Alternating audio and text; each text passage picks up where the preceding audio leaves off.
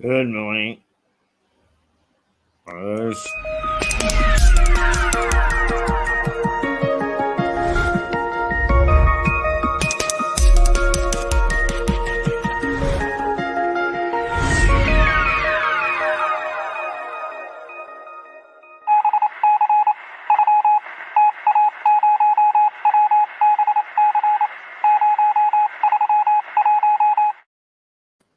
Well, a very good morning to you. It is the 19th, is it? No, yes, it's the 19th of January. Already it is the 19th of January. Where has this month gone? And we are heading towards a very exciting weekend in Lewis because it's the Speakers Festival. We've got all sorts of famous people wandering the streets here to talk about their books, about their life, and to give us a little bit of background of the expertise that they have in their daily work. And I have no expertise whatsoever, except I'm a mouse. And so you've got to have to put up with me for a little while this morning. And I hope that we can keep you amused and entertained. Let's see what we got cooking in the parlor. I have no idea. Yes, um, we actually well, had a little bit of trouble getting on the air again this morning. But as we'll try. We will try, and we'll see what we have going for us. Um, uh, I haven't got any jingles and tingles and singles, and so what we'll do is we'll go straight to the newspapers, and the headlines across the papers this morning are Kate's brave face and the biggest NHS strikes ever. So the Metro is it actually has a strip headline as Kate puts on a brave face, and it says Kate, the Duchess of Cambridge, was meeting some children yesterday, and she made a joke about a face mask, and that she's putting on a very brave front, despite all the mayhem that's going around her. God bless her. I don't think she thought that she was going to sign up for this in marrying into the royal family, but by golly, she's going through tests of fire, and she's coming out very well. She looks gracious. She looks in the model of Diana, cool, calm, and collected, and very pretty she is too. But now we get down to the nitty gritty with the Metro is Mr. Coffee Bean. Now, is the reference is to Jeremy Hunt, who decided to have a video made to explain inflation using coffee cups. And and of course, the purists have picked up on it straight away. It's probably not a bad idea to start off with, but he picked up on it and bollocks it, to put it bluntly. So that now everybody is laughing and saying, "What on earth is going on?" And I have to say that Tony Blair ruined the PR industry. At one time, we had the Central Office of Information, which was an independent government organization without any political bias whatsoever to put out government stuff. But Tony Blair decided to follow Tricky Dicky Nixon, who introduced the spin doctor. In other words, put the best possible spin on any news that you possibly can. And that was the end of independent PR for the government. And actually, it also changed the industry. I don't find that PR people now terribly helpful. That they are quite biased, quite dismissive. There used to be the old Flack and Hack. The Flack was the PR man who was putting forth his client's point of view, and the Hack, of course, was the journalist. And it was always said that there wasn't much between them. Now there is a lot between them, and the Flacks, the PR people, have seemed to have lost the skill. I put it down to lack of training again. Is nobody wants to train anybody anymore. They throw them in at the deep end, and they give them a computer and say, "There, use that," and that's not good enough. It's not good enough. and it adds to the mayhem that we've got going for us at the moment, right throughout industry, through the quangos, through government. It is not good enough. We need people who are trained. We also need people who see these things as a vocation, not as a way to a healthy bank account. That's undermining the whole essence of this country, where we were always taught, I was taught at school, to have a sense of duty, that I must think of my country and my society as well as myself. In fact, it was John F. Kennedy who made the famous statement, is think not what your country can do for you, but what you can do for your country. Oh, we got a nice sounding BBB. Oh, it's the police dashing up the high street. I wonder what that's about. Anyway, the PR people for Jeremy Hunt, and he should know better because he was the Minister of Media and Culture at one time, have dumped him in it. And I'm not very surprised. But it goes without saying, it follows on. It turns on very much in the theme of what's happening to our society is nobody gives a fig. They really don't. And we're all me, and it's beginning to show. And society has got a veneer now. It's not got in-depth concern. And it doesn't matter what you're talking about, local politics, national politics, the banks are a disgrace. The corporate sector is, while everybody's worrying about whether they can afford to keep their house warm, is stuffing the bank accounts of their chief executives and investors full as they can with huge profits that they're making. Huge profits.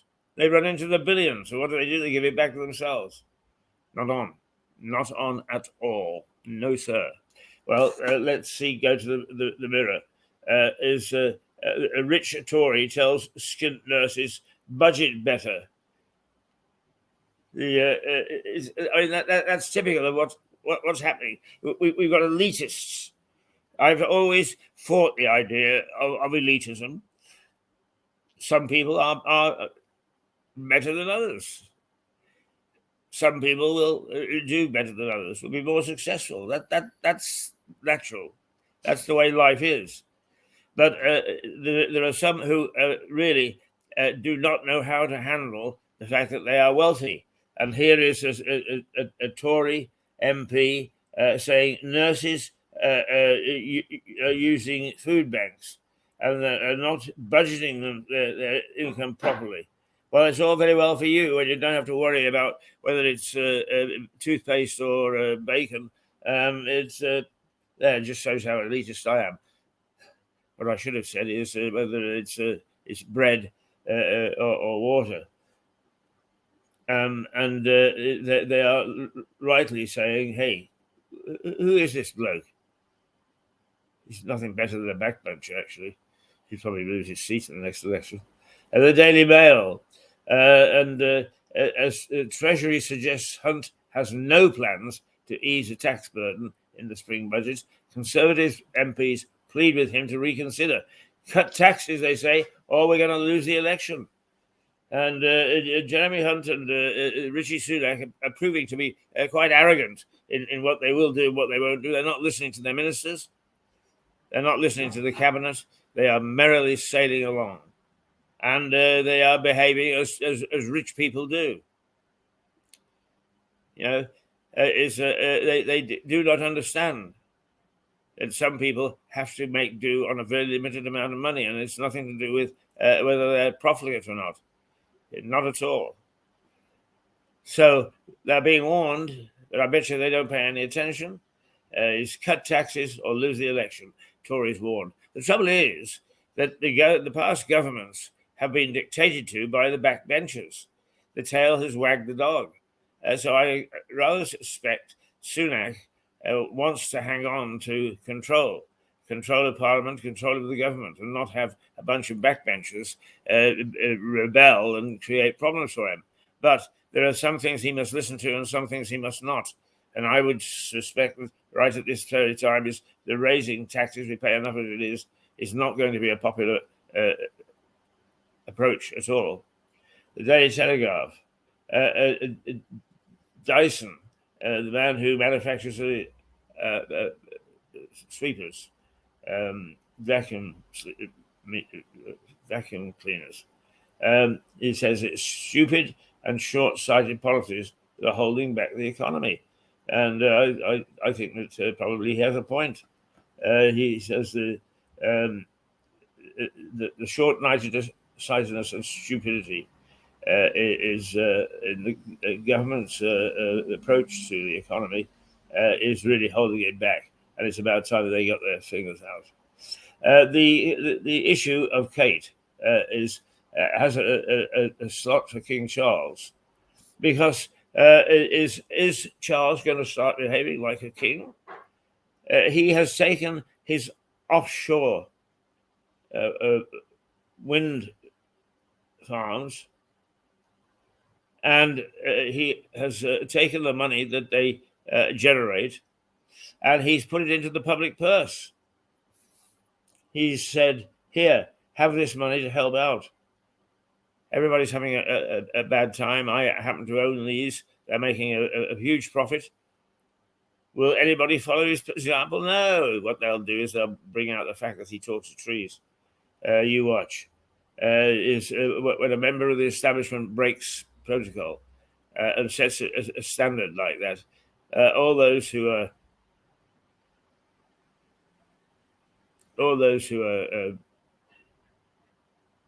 wealthy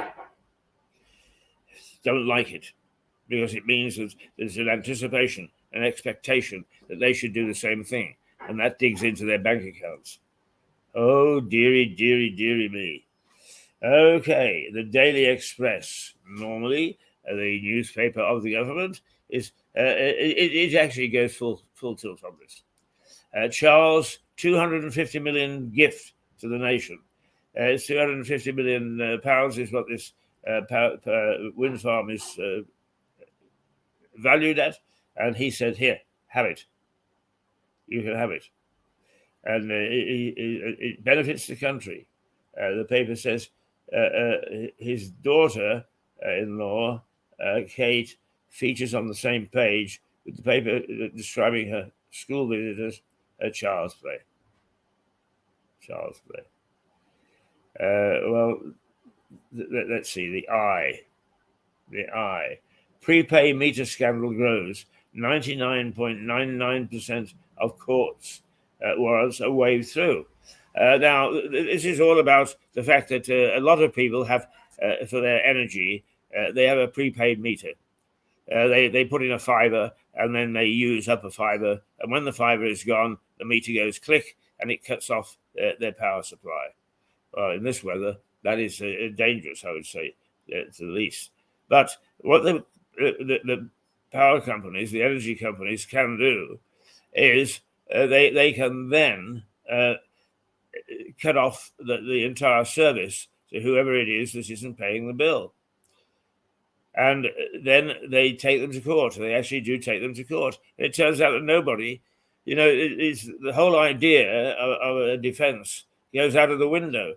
Is what should be called justice is suspended because magistrates are just taking these in bulk, right? Next 500, guilty, cut it off. Yes, power companies, you're in the right.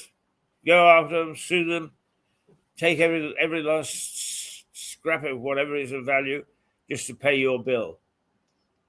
And that is a scandal. But you see, the trouble is when we get into this type of situation, when we get into this sort of atmosphere that we have now in society, that's when we start to see who is going to play ball and who's not. And it's amazing the number of big companies that aren't playing ball. All they see is what happens in their own bubble. And it's not good enough. And it's not good enough for Hunt and Sunak to sit there with self-satisfied smiles on their faces making statements and pronouncements about the greater good, which doesn't affect them. And we see this sort of behavior by people who should know better and shouldn't be allowed to behave like this. And frankly, I feel powerless to do anything about it except to rant about it, bring it to somebody's attention. It really is not good enough. It is not good enough.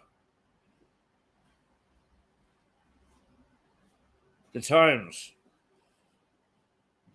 Leveling up cash favors Southeast over the red wall. The center of the Times is offering Prime Minister Sunak it's accusing him of failing to enact the government's levelling up policy. A paper says the southeast of England will be handed no more regeneration money today than the northeast. Yorkshire and the West Midlands. There's also an image of a worried-looking Olena Zelensky, Ukraine's first lady, who the Times says looked close to tears after she heard about the fatal helicopter crash while in Davos. And that is a helicopter crashed in Ukraine yesterday, wiping out about 20 people, some of whom were key cabinet ministers, which they can ill afford to lose while they're at war with Russia. The Daily Star, don't be a donut. Let us eat cake. Number 10 officially urges us to ignore health chiefs' no cakes at work advice. Right, the health czar has said stop eating cakes and sweet things. It's not doing you any good. You're getting obesity, and you're not making yourselves at all well. And number 10 says, go ahead, eat all the cakes you want. See, there's no joined-up government, none whatsoever, none. And we're heading as a country to a crash. I have said that the Triffids are waiting to take over the country again, to take over the world, because they're looking for weaknesses. If you don't know what a Triffid is, it is a half plant, half animal who took over the world in 1950 through John Wyndham and Lucas Parks, science fiction writers. And the Triffids dominated for several years. And I think that the Triffids are going to come back and dominate again because we are losing control. We're losing control through computers. The slavish attitude towards computers is remarkable. People I thought were quite sensible say, oh, yeah, well, the computer says. Yes, the bloody computer does, but it's programmed. And once it's programmed, nobody bothers to change it to suit the circumstances, either individually or inherent in our daily life. And it's crazy. It's absolutely crazy. We are walking into a time warp. The Financial Times. The dollar slides as global investors lower expectations of a Fed interest rate rise. The Fed has been steadily, as indeed most central banks, been raising interest rates because that's the way to calm the market. But the Fed has decided enough is enough, and it's going to not raise the rates anymore. Now, that has a direct impact on currencies because currencies are traded on the value, and if there's a good interest rate return, that increases the value. So sometimes what's good for the rest of us is what's good for the currency. And the Fed is now not going to raise interest rates, so that weakens the dollar. To some extent, that's not a bad thing for us. A weaker dollar, stronger pound. Although once the trouble with currencies is that you do one thing that is good for you and then find out that it's not very good because then things are more expensive overseas and vice versa. So we're not in terribly good shape. Not terribly good shape at all. Well, let's see whether we can discover what is going on locally, and we should be able to we should be able to. And of course, this morning we are not going to be able to because of this silly nonsense that is right. Let's.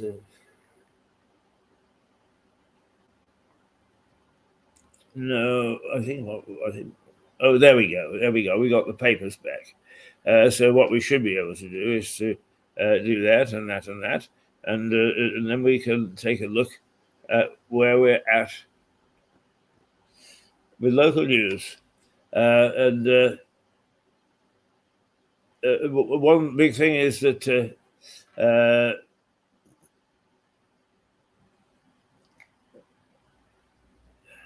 popular Sussex stores are facing administration, and I think we have one of these in Lewis, and that is a paper chase, and it is being forced into administration.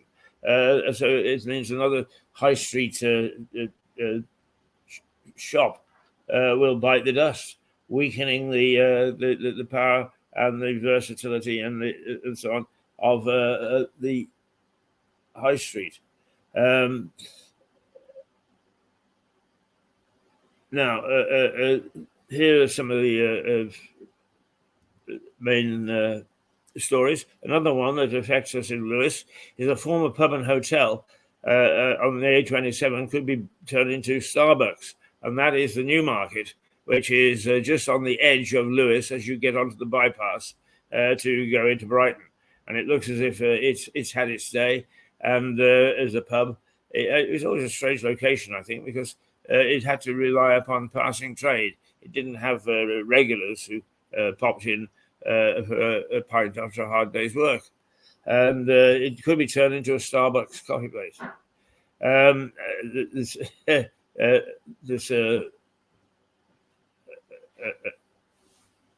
A suspect was in a car crash, was being chased by police, and he was found in the garden. I imagine that they got that little camera in the helicopter, which when it points down, it makes sure that you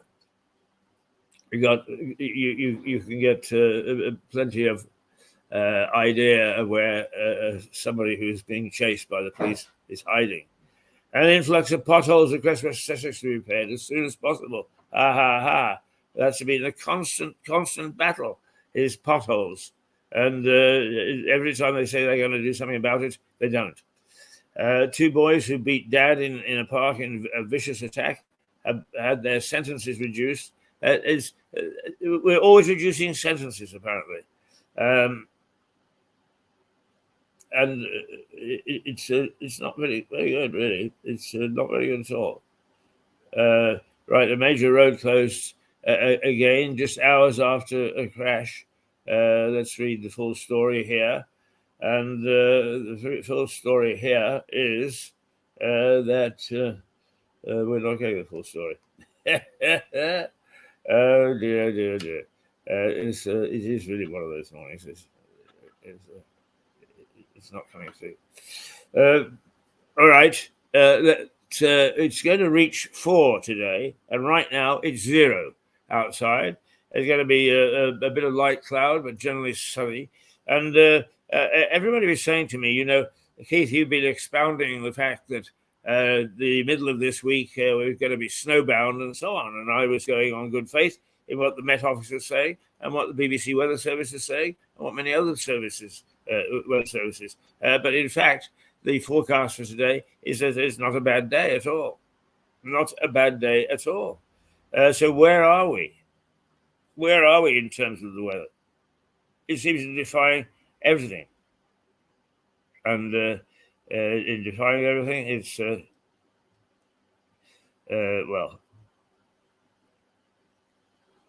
it's defying everything, isn't it? Right, shall we? Let's have a. It's generic. Let's see what it says. What it does.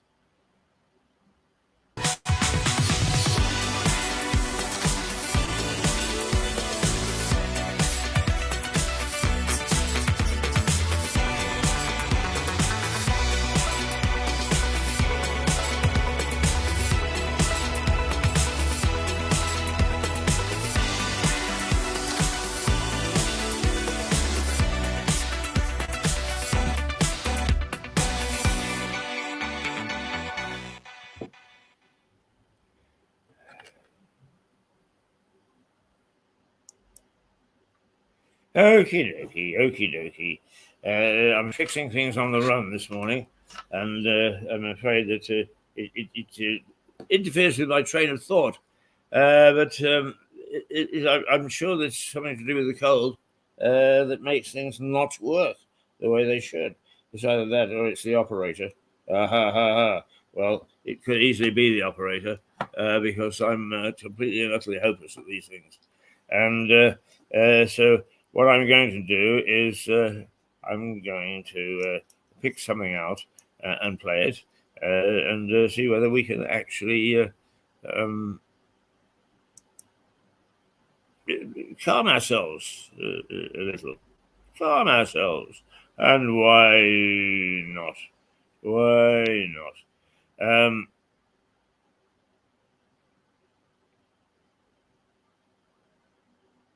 Well, I'm not having much luck in calming myself. Let's see.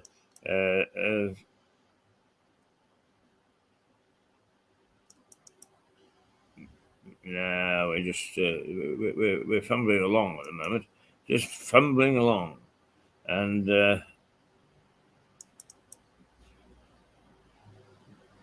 we just have to.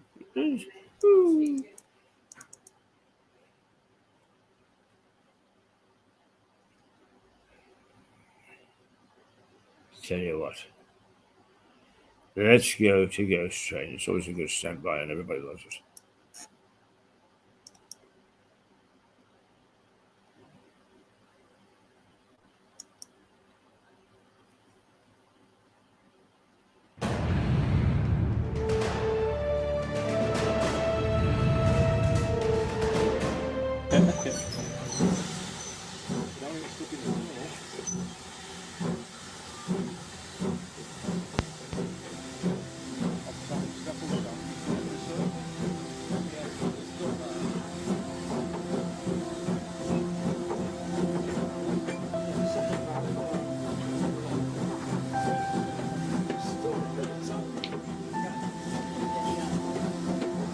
Many people find commuting by train tiresome.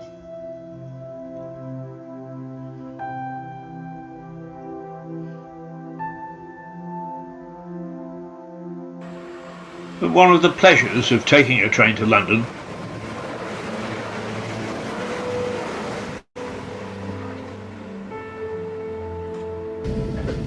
is that it passes through some of the most beautiful countryside in the UK. None more so than the view of the countryside as the line approaches Clayton Tunnel, just north of Brighton.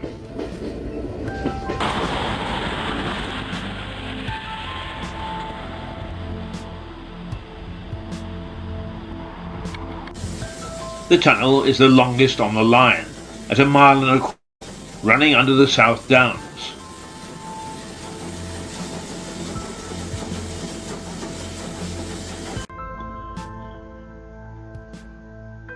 It's unusual because the entrance is not the usual railway brick. It is instead designed to look like the gateway to a castle. On top is a cottage built for the railway's lightkeeper in 1849. The tunnel itself was opened in 1841 and the cottage added later. Idyllic.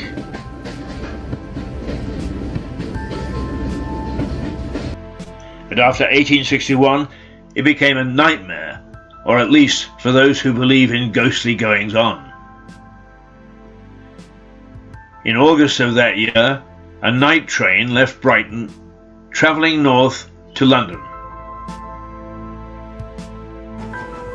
Partway through the tunnel, it stopped at what it thought was a danger signal from the lightman. The engine driver was correct. The railway official had indeed given a danger signal, but the train had rushed past him before pulling up. Thinking the train had cleared the tunnel, the unfortunate lightman gave the all clear to a following train.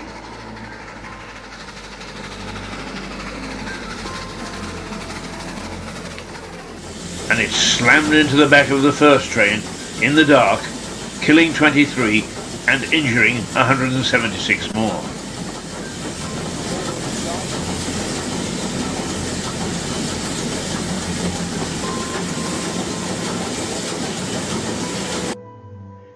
It was the worst ever accident on the line.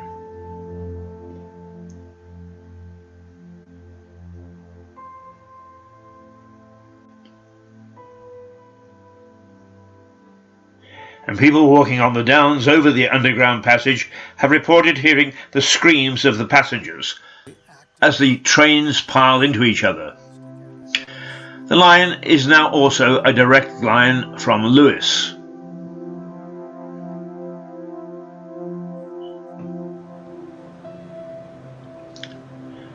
I've travelled through that tunnel 1,000 times. I've never heard a scream other than the screech of the wheels and brakes. But I've never walked over the downs at that point either. And I turned down an invitation to stay in the cottage overnight.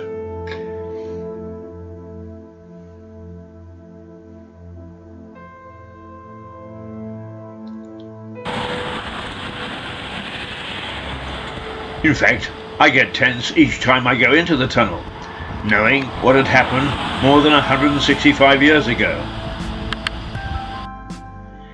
But my fellow passengers carry on reading their newspapers, obviously oblivious to both the tragedy and the ghosts. I could sometimes scream at them.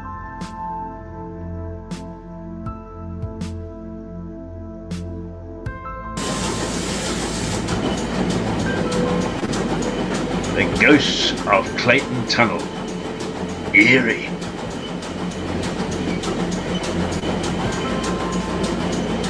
Bloody eerie.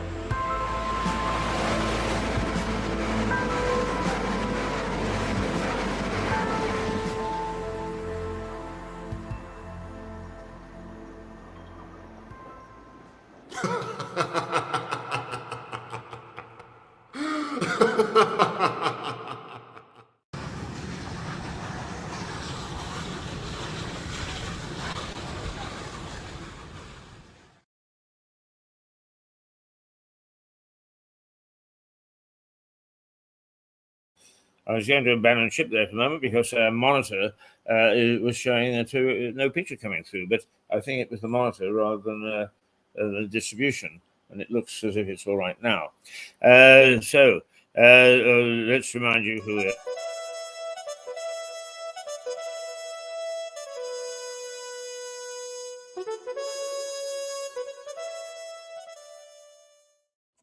didn't fail. Well done, the energy companies. They're full of bright ideas to help their customers. Now they've made power so expensive that for an average house such as this, you can't afford to heat it. So you don't need appliances such as this. But that means you also don't need a fridge, because you can keep your groceries cool and fresh without it. The house is cold enough. Well done, chaps.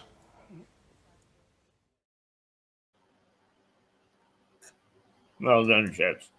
Not very well done. They are behaving despicably.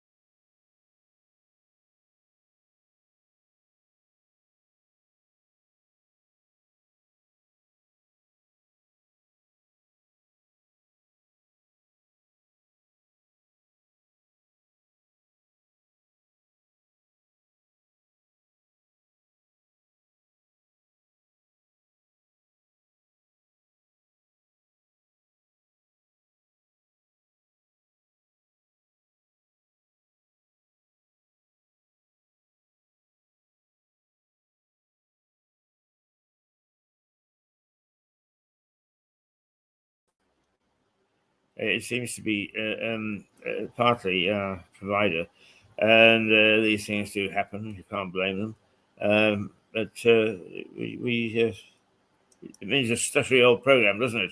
It really needs a stuttery old program, and let's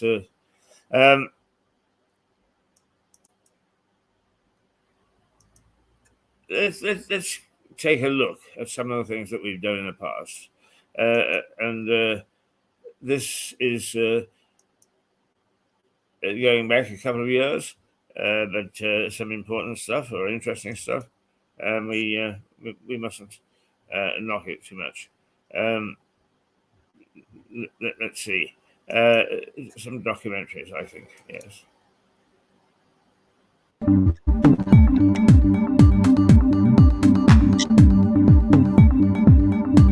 Hello and welcome to the Documentary Hour with me, Jake Ray. We have an array of documentaries for you this hour. First up, we have Idem, a Sophie Cook story. In this documentary, you'll find out how Sophie Cook became Sophie Cook. So, stay tuned. Here it is.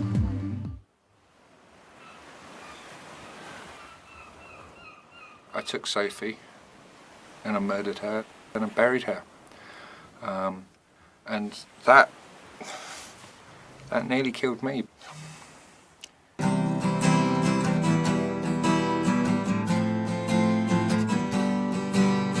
Tories robbing old folk blind, the poor, the ill, the none too kind. Fuel the myth of strong and stable, but there's no food upon your table.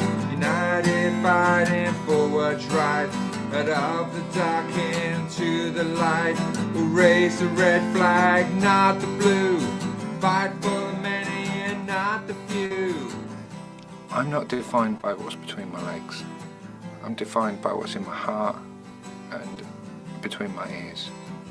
For anyone to think that they know more about my identity than I do myself shows supreme arrogance. So here's all my vulnerabilities. Now what you can try and hurt me with.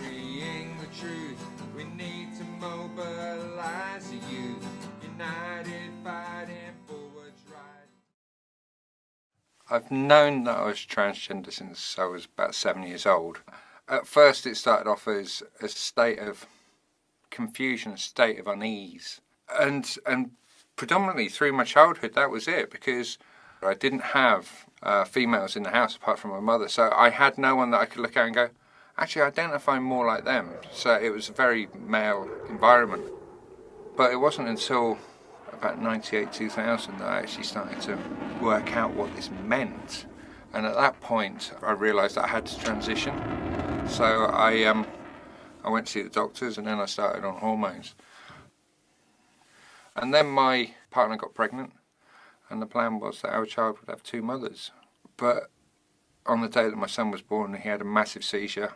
We nearly lost him. And I remember holding this tiny baby in my hands and thinking, I can't put this child through the amount of abuse that I'm getting, the amount of pain that I'm getting. So I took Sophie and I murdered her and I buried her. A lot of trans people totally delete who they were before. I couldn't do that. And recently I've started looking at Steve pre-transition and I get the feeling that I'm looking at pictures of ghosts. Not just because these people aren't here anymore, but because in a lot of ways I think they never were. It feels like he was a placeholder waiting for me to be here. Identity is made up of obviously your gender, your sexuality, your spiritual outlook on the world, your philosophical outlook on the world, your political outlook. All of these things contribute to who you are. And for most people, they have no idea that there's all these components that make up their identity because they've never had to examine it. I remember sitting there on the bus and looking out the bus window and thinking, should I wake up every day and think, yeah, I'm a woman?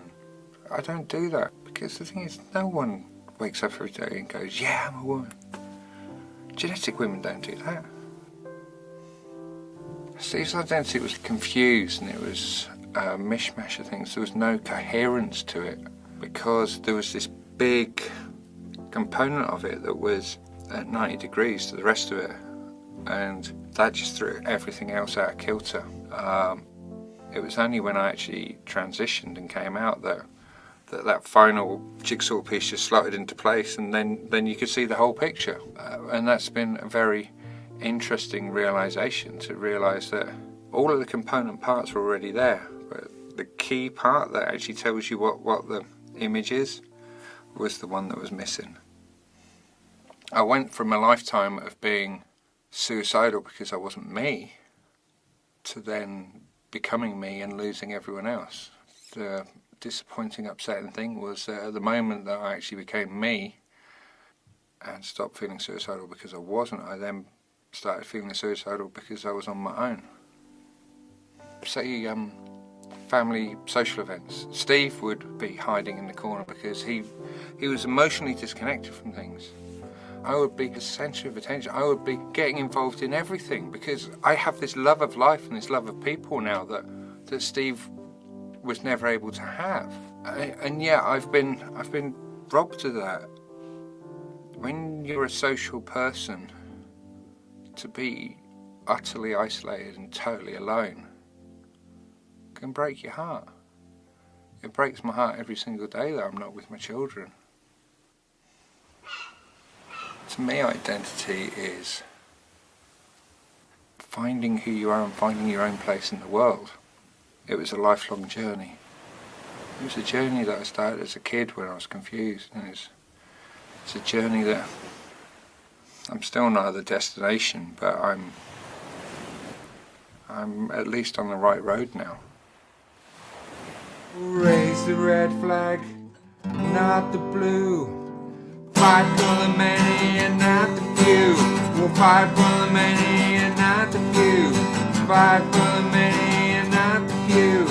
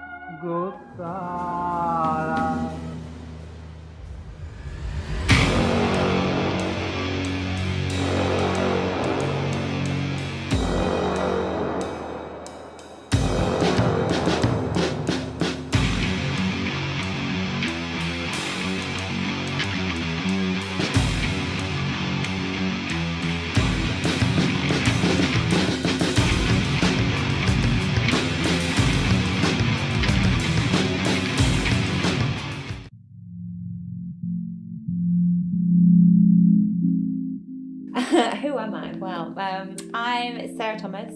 I am an influencer and I own a vintage shop in Brighton called Waste Vintage. It's on Gardner Street.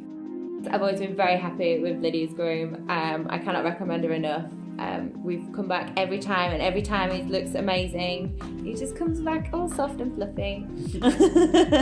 Lydia's the best groomer we've ever had in Brighton. She always listens to what we want. She doesn't take it too short, and Stan always loves his groom.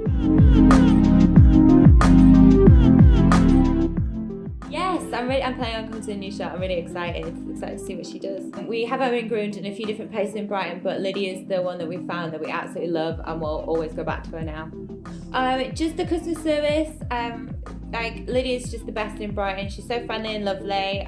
She gets it right every time. She always listens to what we want, and Stanley's always a very happy boy when he comes back. Oh, I absolutely love the smell of Stanley when he comes home. He smells great, and it always lasts as well. She used some really amazing shampoo because it just smells great for ages afterwards. So I think the prices are completely fair. He gets a really thorough groom, and she always goes above and beyond to make sure he looks amazing. Oh, Stanley loves Lydia's dog Peaches. They always play together. It's really sweet to see. Thank you. And Stanley says thank you as well. Stanley loves his groom.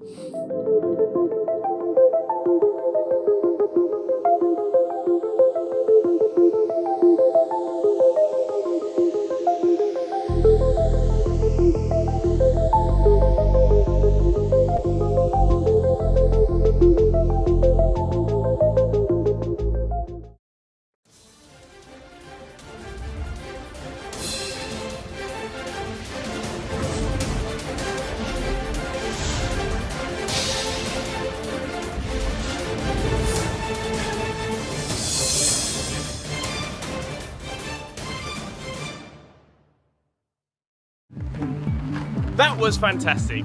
Now we've seen what makes Sophie Cook, we are about to embark on a journey that is Jake and Jack's Follies. It's written, directed and produced by yours truly. Jake and Jack's Follies tells you the story of Mad Jack Fuller. Mad Jack Fuller lived in Brightling, East Sussex. He created some eccentric buildings. Let's find out more about them.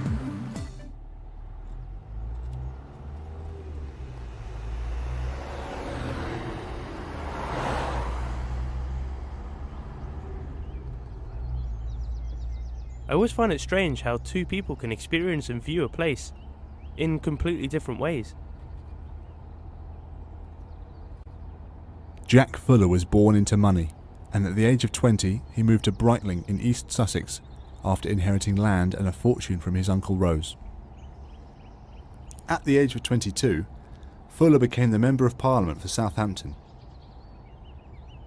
Fuller lost his seat after a vicious row over his support for slavery. This was the time when he began to focus more on his estate and his love of combining art and science. I moved down from Glasgow to Sussex when I was 9 years old, and that would be in 2003.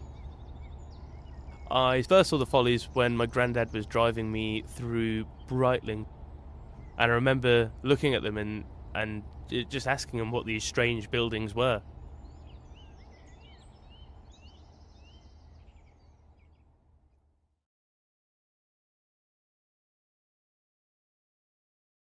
Jack Fuller was affectionately known as Mad Jack by local residents who did not understand his fascination with useless buildings. A folly is a building with no purpose other than decoration. The first of Jack's 6 follies was the summer house.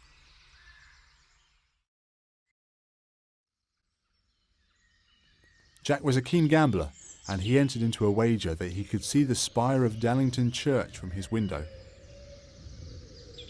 Upon realising that he was mistaken, he quickly constructed the sugarloaf to very effectively mimic the church spire.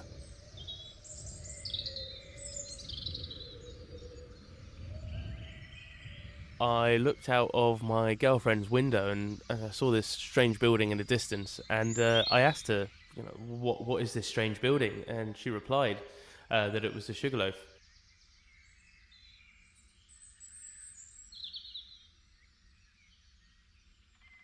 The first time I went, I remember I took my girlfriend there and I gave her a love letter.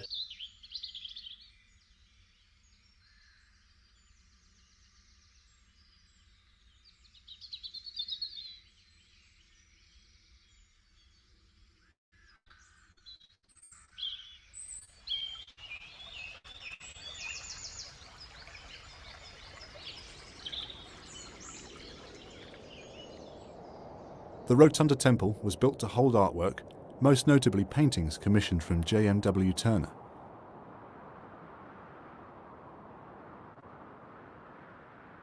Jack was a philanthropist, and during an economic depression he hired hundreds of local labourers to build a huge wall around his estate. However, the wall did not stop trespassers.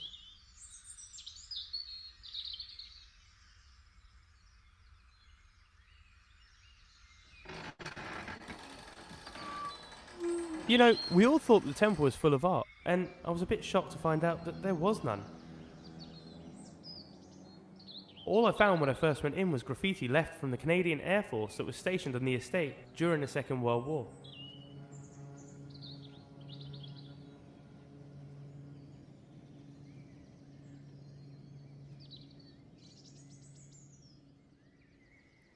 The temple is the motif for the internationally renowned Breitling Horse Trials, which brings in competitors and spectators from all walks of life.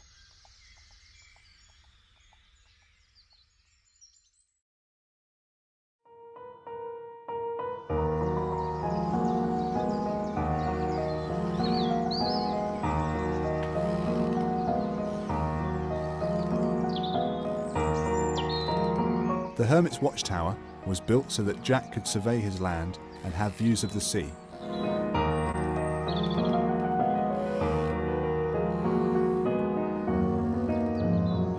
The tower was my special place. I used to go there when I was feeling a bit down or I had to clear my mind.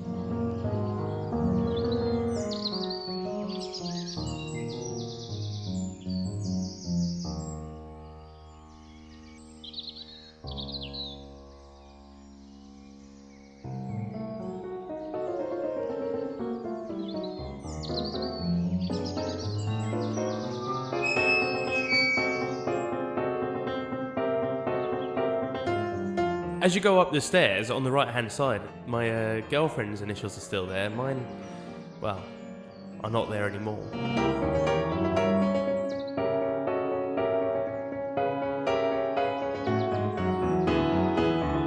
When I was feeling alone, I would go to the top of the tower, I would lie down, I would stare through the open roof. I'd wait for nightfall, and then I would look at all the stars. Yeah, I would wonder what my place on this earth is. Why I was here, and I would also wonder why the Follies are here. And you know, it dawned on me that the Follies aligned almost with the stars, and it feels like some of them are there to replicate Orion's belt, others are there to, you know, to be individual stars, like the observatory would be Betelgeuse.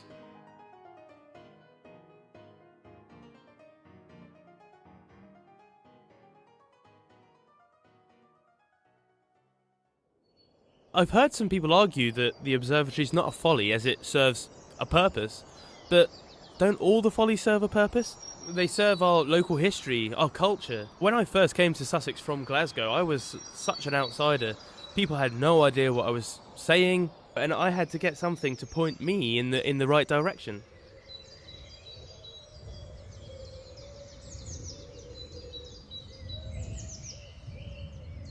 The obelisk dominates the landscape and is the second highest point in Sussex.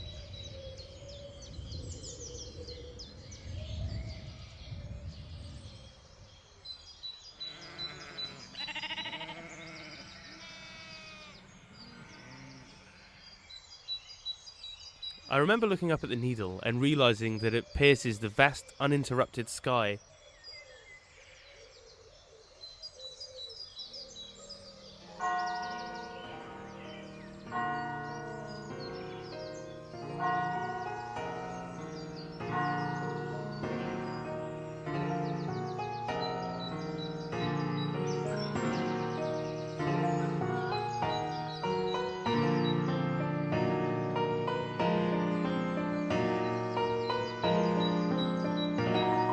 Jack Fuller commissioned the pyramid to be his mausoleum 24 years before his death.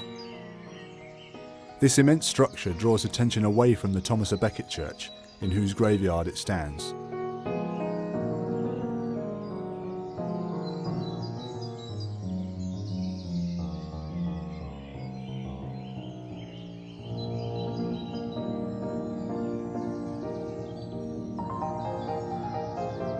I've heard that Jack was buried in the pyramid sitting up in his armchair, with a glass of claret and a roast chicken dinner in front of him.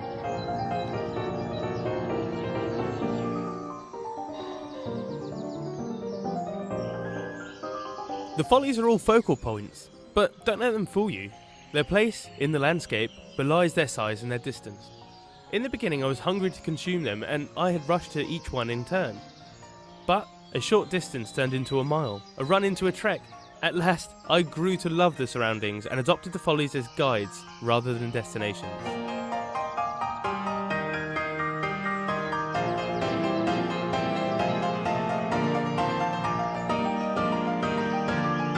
Jack Fuller was respected by many as a squire who, at a time of extreme poverty, when soldiers were returning from the Napoleonic War, did what he could to provide employment and prevent revolution.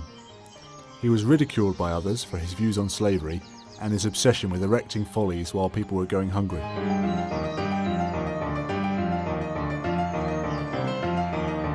Fuller's Follies are an important part of my life and have helped me to find my place. I know many people have followed this path before I have, and I love nothing better than bringing new people to experience them and to fall in love like I did.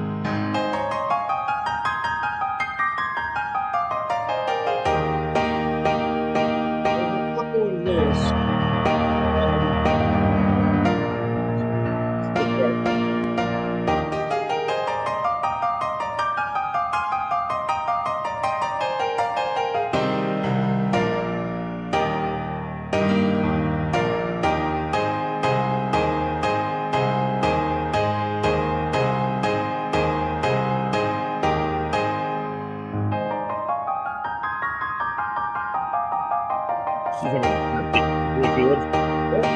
We'll sit up a little bit.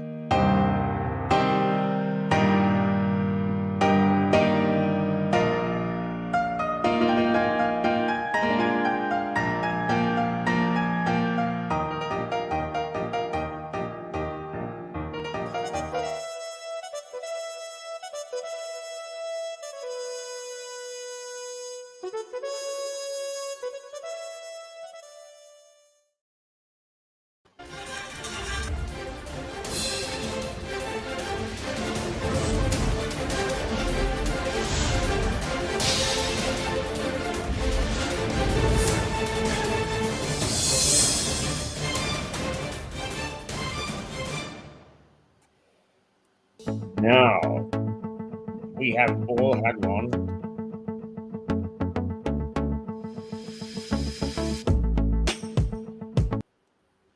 We've all had one, and many of us would give them for gifts.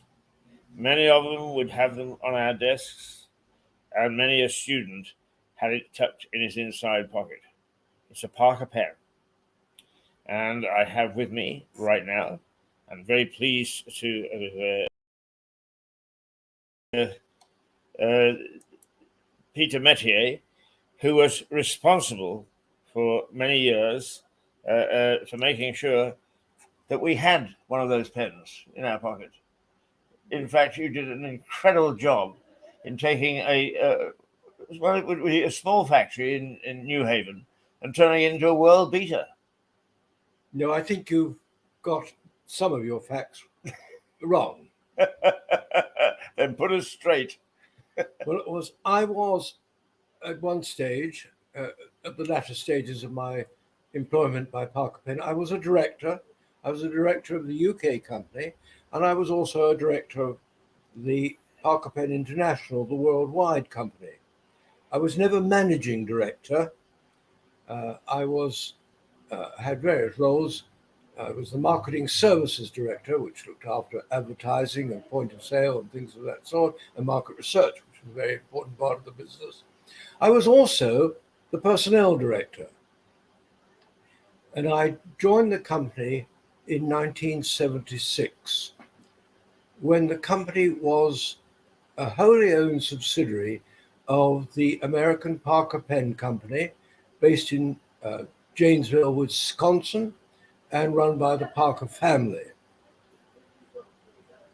And around the world, there were 19 companies in the Parker Group which did some degree of manufacture or assembly of parts. In other words, they were not merely sales companies. The UK company was, by a very large measure, the most prosperous, profitable, and prestigious of all the companies in the Parker Group around the world, including the American Parker Pen Company. And the reason for that was that we had, over the years, long before I came into the company, pursued a policy of addressing the top end of the writing instrument market. The little factory at New Haven was, in fact, there long before it was Parker Pen. I've forgotten exactly what the name of the company was, but it manufactured fountain pens and propelling pencils in New Haven and in Dover.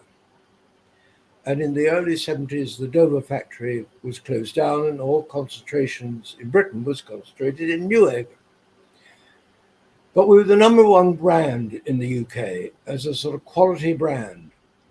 In the United States, the American company had lost ground to companies like Cross and to a lesser extent Montblanc and Waterman, and had concentrated on the Jotter, the ubiquitous click-top Parker pen that everyone had and used and didn't worry too much if they lost.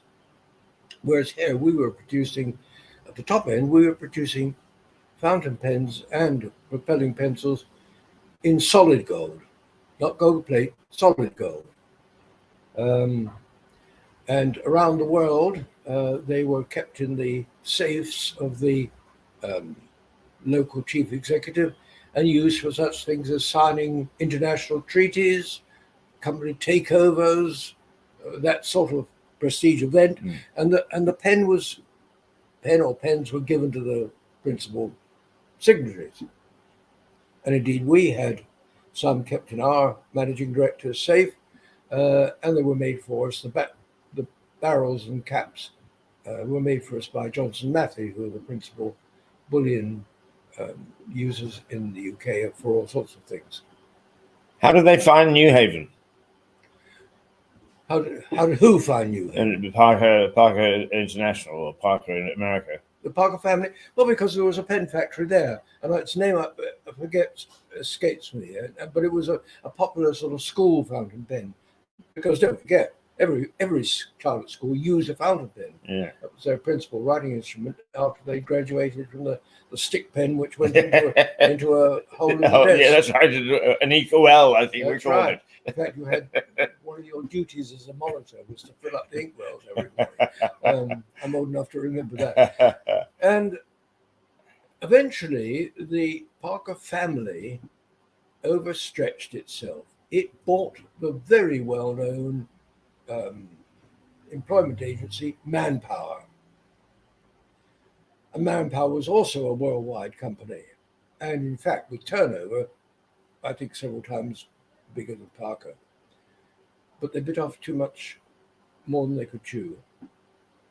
And they eventually decided that the only way they, as a family, could stay intact was to sell the Parker business. Right.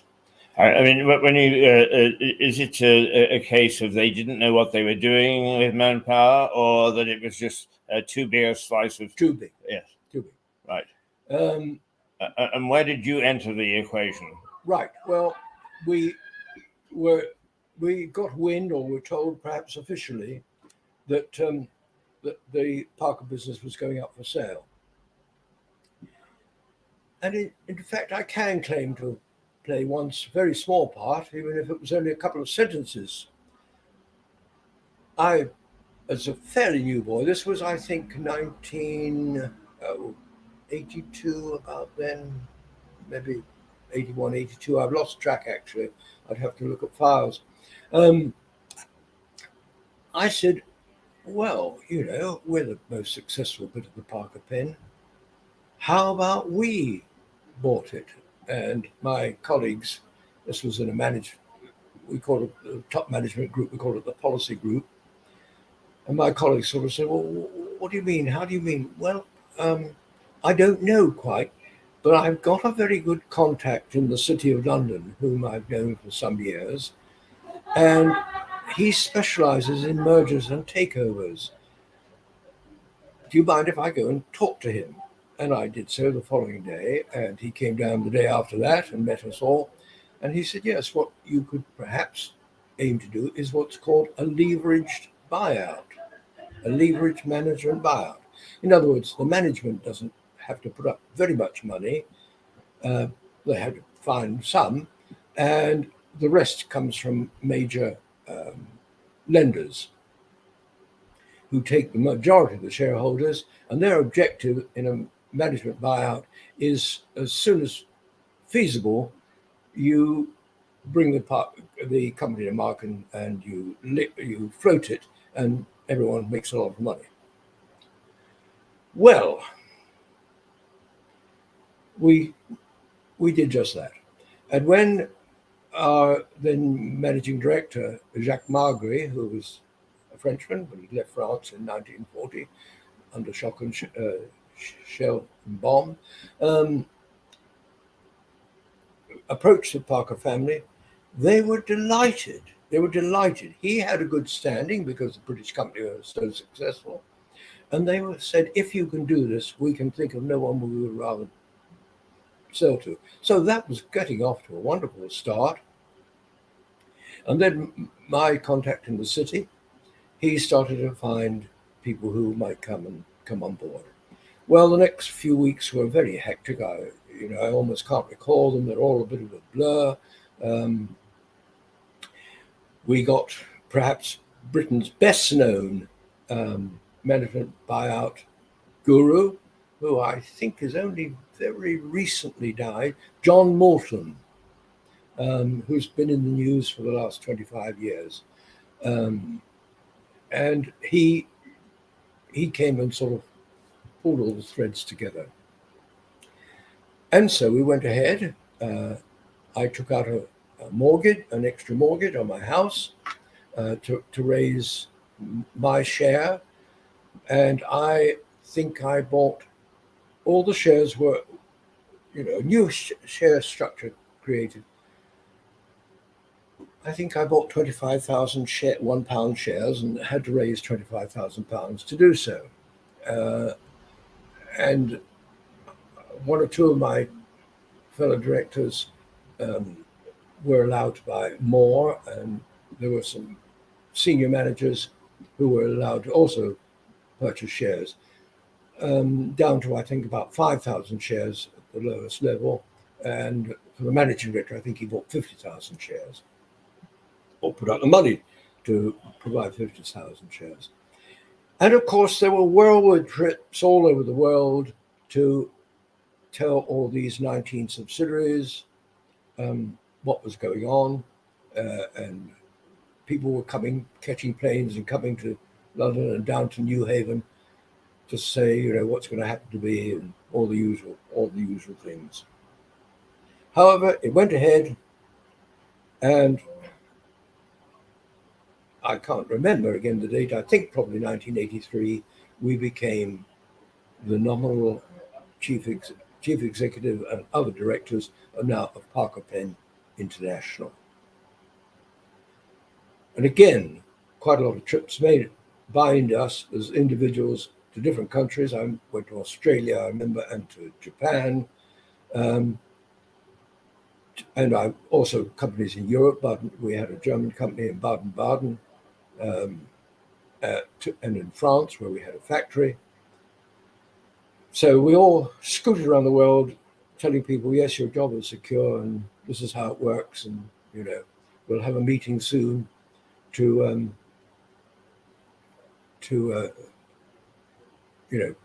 tell you where you Oh, are. right. But I mean, you actually turned it into a very, very important part of New Haven, didn't you? Well, it was already an important part of New Haven because we were the largest manufacturer of writing instruments in the UK, and that we continue to do. We did edge up our export business to quite a number of markets, but that wasn't a significant thing. New Haven more or less stayed where it was. The significant things were that within a very short time, we closed down the American parent company and parent factory completely. We closed the American factory. It was desperately inefficient. It was poorly equipped compared to the British factory. It was making a very narrow product range, of the cheaper end of the range. And they were the largest single manufacturing employer in Janesville, Wisconsin, and we closed it. We had enormous help from big law firms like Clifford Chance and all the major players in the merger takeover financial world. It was a tremendous maelstrom. I guess the limeys were not very popular in the States at that particular stage. Not at that time. But the thing was, the group was loss making. And how could we turn it around? Well, we had a brilliant finance director who'd been with the company more years than me, but he was actually not even a chartered accountant. I think he was a certified accountant, which means that he'd originally trained to be in local government as an accountant. But he had a brilliant approach, and he did three things that I can recall. Firstly, he ordered every solid gold pen that was held in a subsidiary company, and I told you there were 19 of them around the world, to be immediately by express mail sent to the UK. And within a matter of days, we had got these pens back. We'd taken the caps and the barrels off. We'd sent them to Johnson Matthey. They melted them down. And we got, at that time, we're talking about, this is a lot of money, something like £4 million. Yeah. But how did you identify where these pens were? Oh, we knew. They were all in their, stock records and so on. The next thing we did was to say, you must immediately increase the gross margin at which you sold every product. So if you were selling products cheaply in order to try and get market share, that's no good. Forget market share, gross margin. And he set 50% as the gross margin he was aiming for. And the third thing he did was to introduce, and this is in the days of fax, not of computers, every single day, every subsidiary around the world had to report its daily sales. Daily sales every day.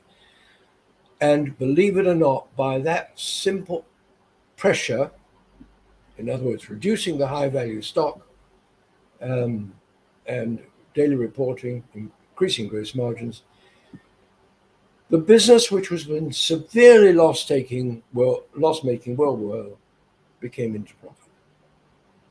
And once that profit looked secure, then, of course, our owners said, right, now we must take the company to market.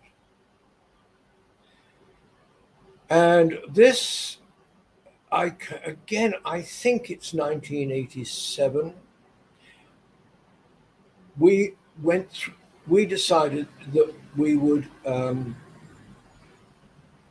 to market, float the company as a public company on the London Stock Exchange on a certain day in October 1987. My mind escapes me whether it was a Monday or a Wednesday. But the important thing is, everything was put into place.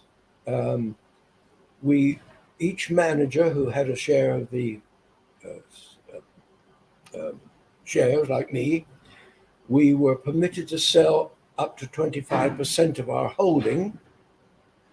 And at the best estimates of what the price would. Well, they would name a launch price a day or two before, and what the premium would go for very quickly, which they thought it would.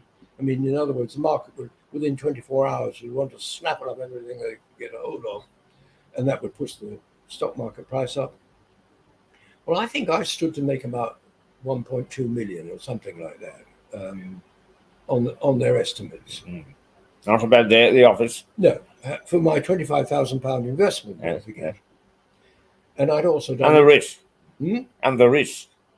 The risk. Yes. Oh, negligible, we felt. Negligible. You were terribly confident about the flotation.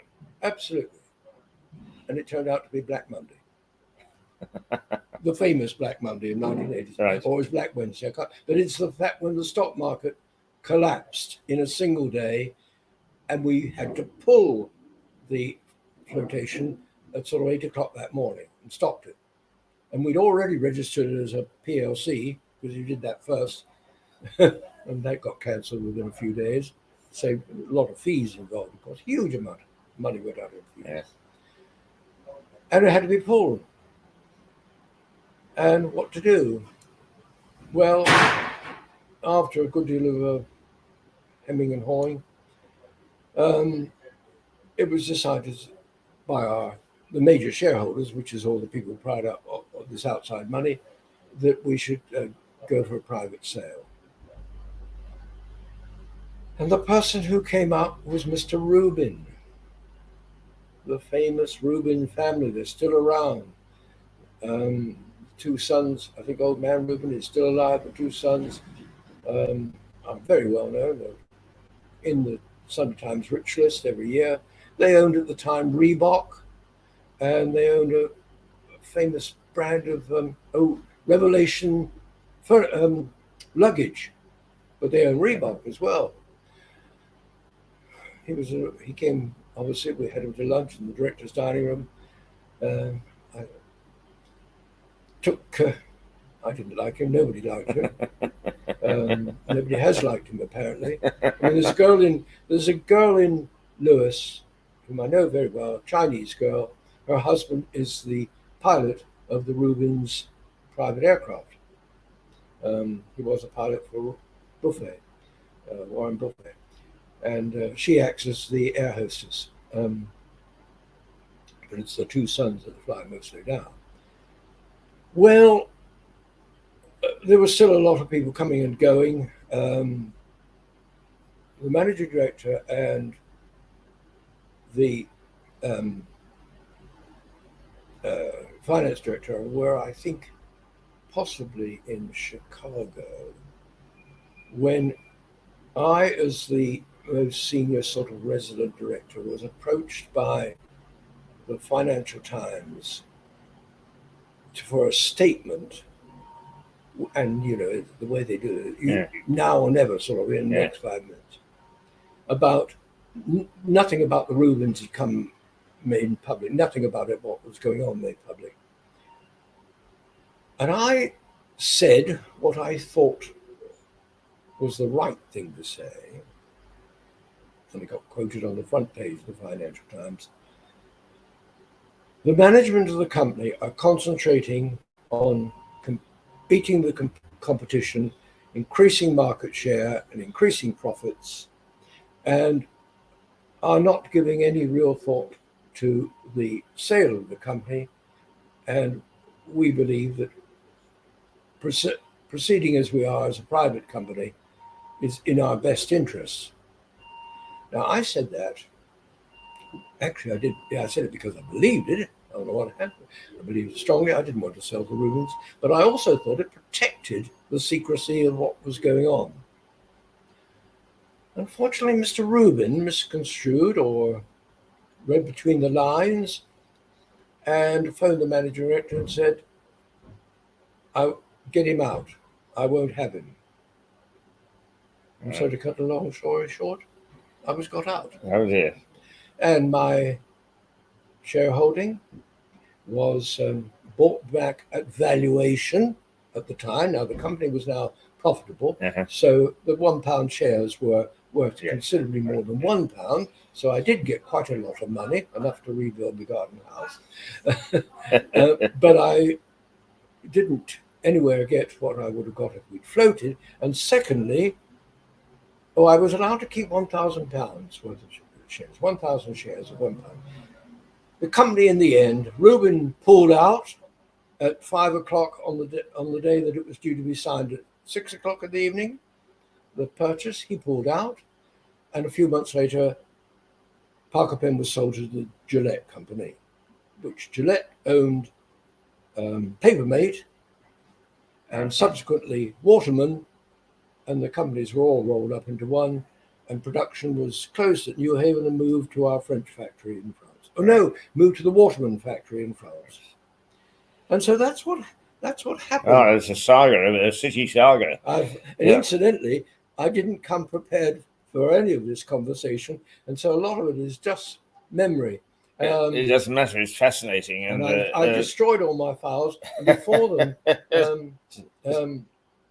But incidentally, before they were destroyed, and I'll say this, my present wife, she went through them before they were destroyed, my first wife having died, and she said, I think he was right to sack you. Well, let's take it from there. Yeah. Let's go to the Peter Metier story. Where did it all begin? Well, I was born in Southsea. Both my father and my grandfather were in the Navy, lower deck, but senior lower deck. Eventually, we ended up, well, cut a long story, very short. My father left the Navy ostensibly because of hearing loss due to gunfire. And at the time when the Navy was desperately getting rid of everyone it possibly could, about 1929 or 30. And he joined the Hoover Company when it was an embryo company, when they used to unpack the parts of Hoovers and put them together in a sort of shed in Southampton or somewhere, and eventually rose to quite a senior sales management level.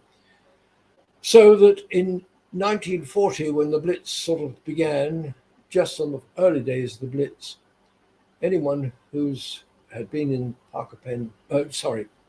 Hoover Limited for 10 years or more, and Hoover Limited had just built that wonderful, wonderful building on Western Avenue, which, thank God, didn't get pulled down like the Firestone building. It's still a wonderful facade. Behind it is a Tesco. Who had been with the company 10 years or more, or was a certain level of seniority, they could send their child or children to America, to the Hoover Company, to shelter during the war. And that's what happened to me. I went to the United States in September 1940, and I came back on an aircraft carrier in May 1945, having had an American childhood and growing up in a middle-class American family, sort of two-car family sort of thing. Well, to put it simply, I got on board this aircraft carrier with about another dozen or so other kids. Incidentally, 80 of us went to America and went up the Empire State Building, which had only just opened in September 1940. And I got on board the aircraft carrier, and I remember there was a commander. But by the time I got off in Greenock 10 days later, there was a commander. In other words, I lost my American accent very, very quickly. I still is there for certain words. I think I say theatre rather than yes. Yeah. And since then, I did my national service in the Navy. I was midshipman. I had quite a lot to do with Duke of Edinburgh. I beat him in a sailing race, and he beat me in a rowing race. And I was a sort of go-between our commanding officer and him, because we were in the same flotilla in adjacent ships. Went to various places like Athens and mummeries in Turkey and Cannes, and he was always there next door to us. So I was very, very pleased. Oh, yes, and I auditioned for his polo team in Malta, and thank goodness didn't get selected because my pay was 7 and 6pence a day, and I don't think I could have kept up to my end. But my father had, you could send anything to forces overseas by post free, and I hastily sent a telegram saying, "Please send my riding boots," which I had because I'd ridden a lot as a teenager at school. I was at school, by the way, after America. I was mostly school in Germany because my father was in the Army of Occupation. And I was British school there, where incidentally I also met the person who's now my second wife. We were both at the same school in 1947. Anyhow, my father posted out my riding boots, complete with their solid wooden trees. Weighed a ton. And after I left the Navy, National Service, 2 years, I went to Cambridge, Gonville and Keys, read history, nearly went to be a schoolmaster, but instead joined industry and spent the whole of my working life until I joined Parker Pin, which indeed I considered I was in industry in firstly the Metal Box Company, which was then had 36 factories around Britain, making every tin can that ever was, including things like Christmas gift boxes and so on. And they also printed banknotes and God as well. And then the Steel Company of Wales, and then I was 15 years in management consultancy, and Parker Pen was one of my main clients, so I joined them. Just to identify who we are, Peter, then we'll come back and have a bit more of a chat, if we may. Yep, there we go. I walk past that 2 or 3 times a week.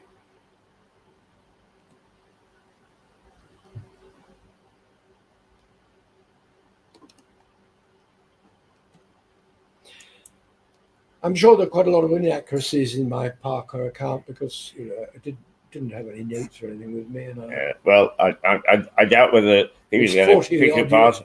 I mean, it's a fascinating story. It's nearly 50 years. Of course, I can remember when I first came to Lewis, which would be 1990, and almost the first thing that people said is, "Gosh, yes, Parker Pens is in New Haven." I mean, it was a name to conjure with. And not just because most of us carried one in our pocket, I think. Right. Well, at a peak, I think after we transferred a lot of production that had been in the United States, we brought it here to the UK initially. We went on to 3 shift working, never done it before. By the way, I did some marvelous things at Parker in one respect.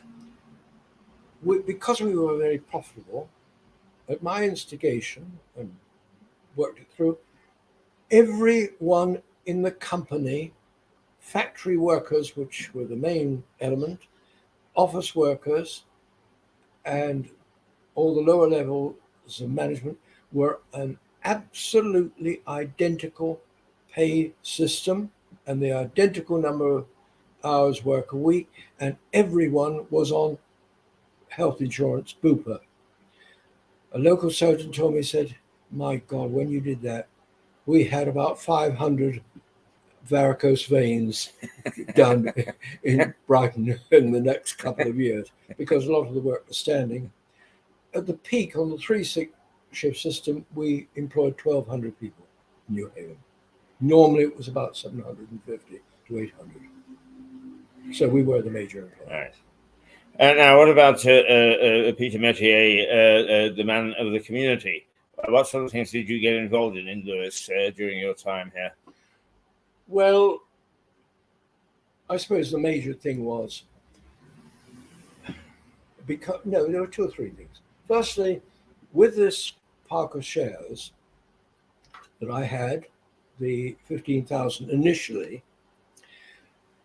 under this apparent newfound wealth my wife felt uncomfortable about it. And so 2,500 shares were put into a charitable trust called the Metier Charitable Trust. Well, because it couldn't be taken over, it was a charitable trust, because it qualified for all the tax breaks under the sun, because Gillette paid those shares at the same rate as the others, those £2,500 £1 shares became something in the order of £300,000. And you'll find everything from the odd seat around Lewis, park bench and so on, to many, many other things.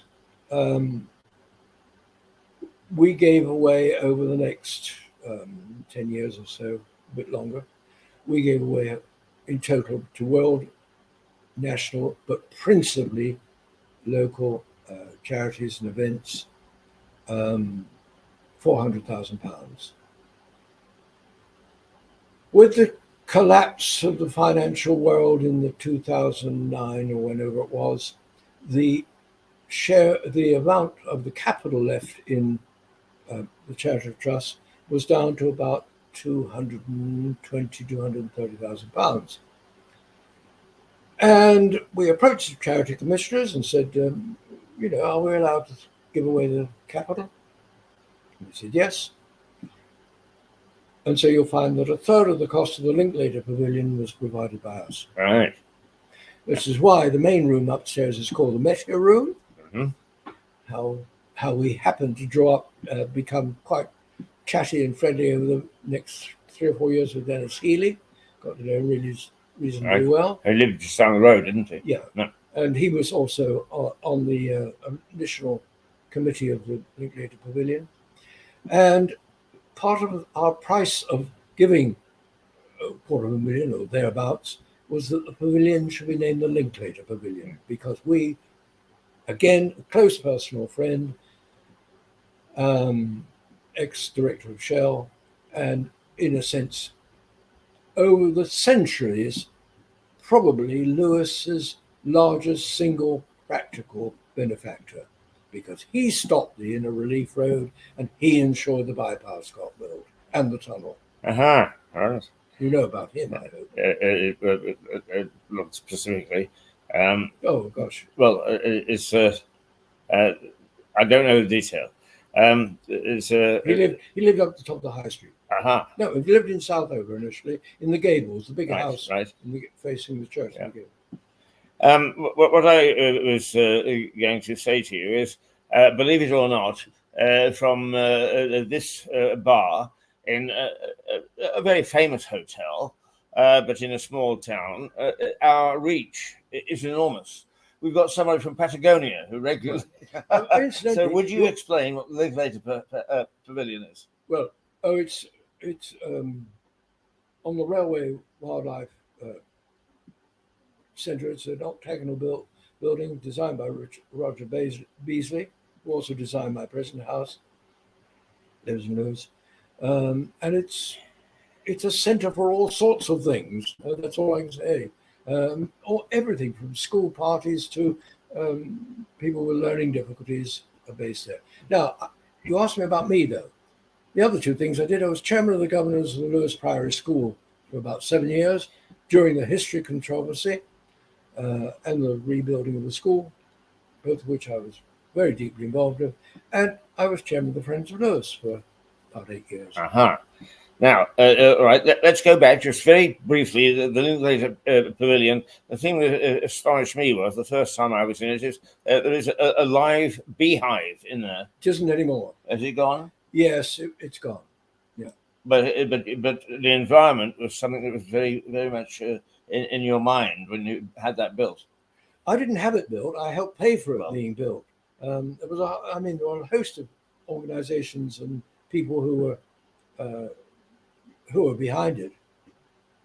I'm sure that they get due credit. I mean, I'm speaking to you, and I want people to realise, because one of the things, Peter, in the media industry, we say, tell them, remind them that you told them, and remind them that you reminded them, because people forget within 5 minutes of what they've been told. Right. So I think it's important this morning because people to be reminded of the very significant part that you played in the social background of Lewis and your role in it.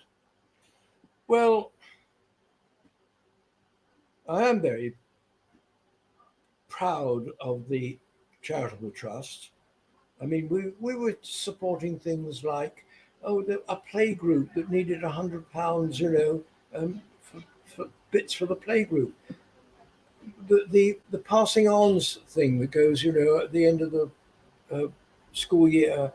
Patina. Patina. Yeah. Well, we provided the initial money for Patina, the initial money.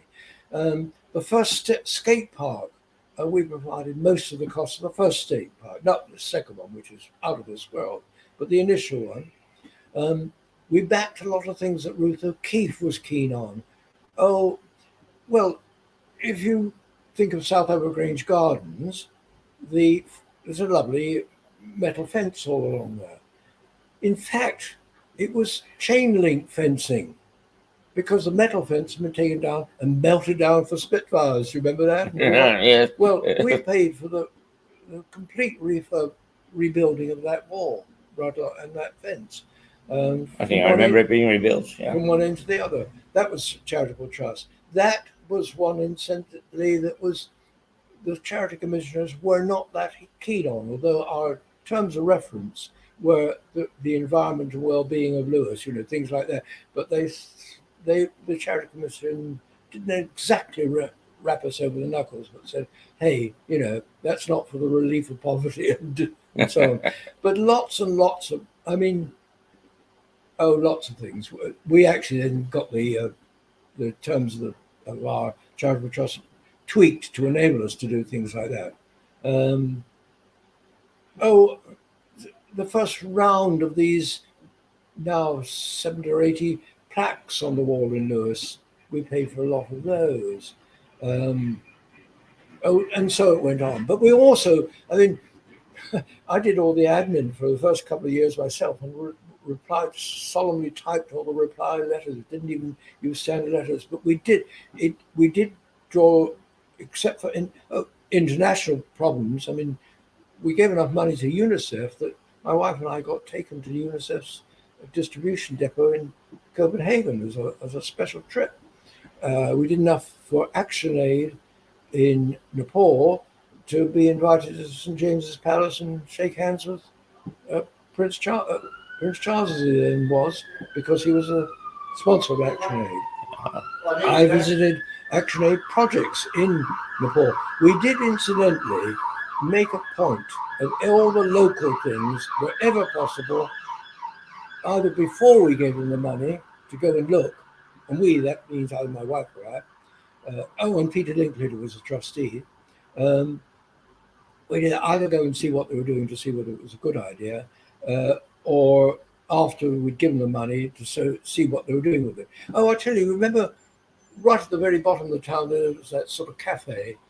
It was the old Public Lose, yes. And we helped convert it. Yes. Things like that. Yeah. Things like that. Yeah. No, I'm tending to say that anything that Peter Metier touches turns to gold, because you mentioned that you're involved with Priory School, and that will touch a large number of Louisians, but also the number of people that we have in here to be interviewed and let us know what they're doing and so on and so forth. When they're talking about it, a lot of them went to Priory School.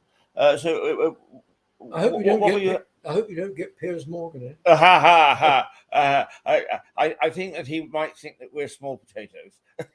No, he I think he was captain of cricket at Priory. He's a very good cricketer, might I. Was he? Yes. He had every year he hosts an All England team to play Newark, because that's where he lives. That's right. Yes, his cricket match is famous, isn't it? Yeah. It's just as an aside. Do you know the other famous cricket match that takes place here each year? What's that? It's the Invalids who play in Rodnell, and they are the cricket team in England. They're England, written by MacDonald. Oh, right. And that goes on to this day. Oh, right. But anyway, I don't want to divert, because I'm always very interested in education, Well, and you did seem to hint, because this is long before my time here, that there was a sort of a metamorphosis of a priory. It went from something perhaps ordinary to something quite special.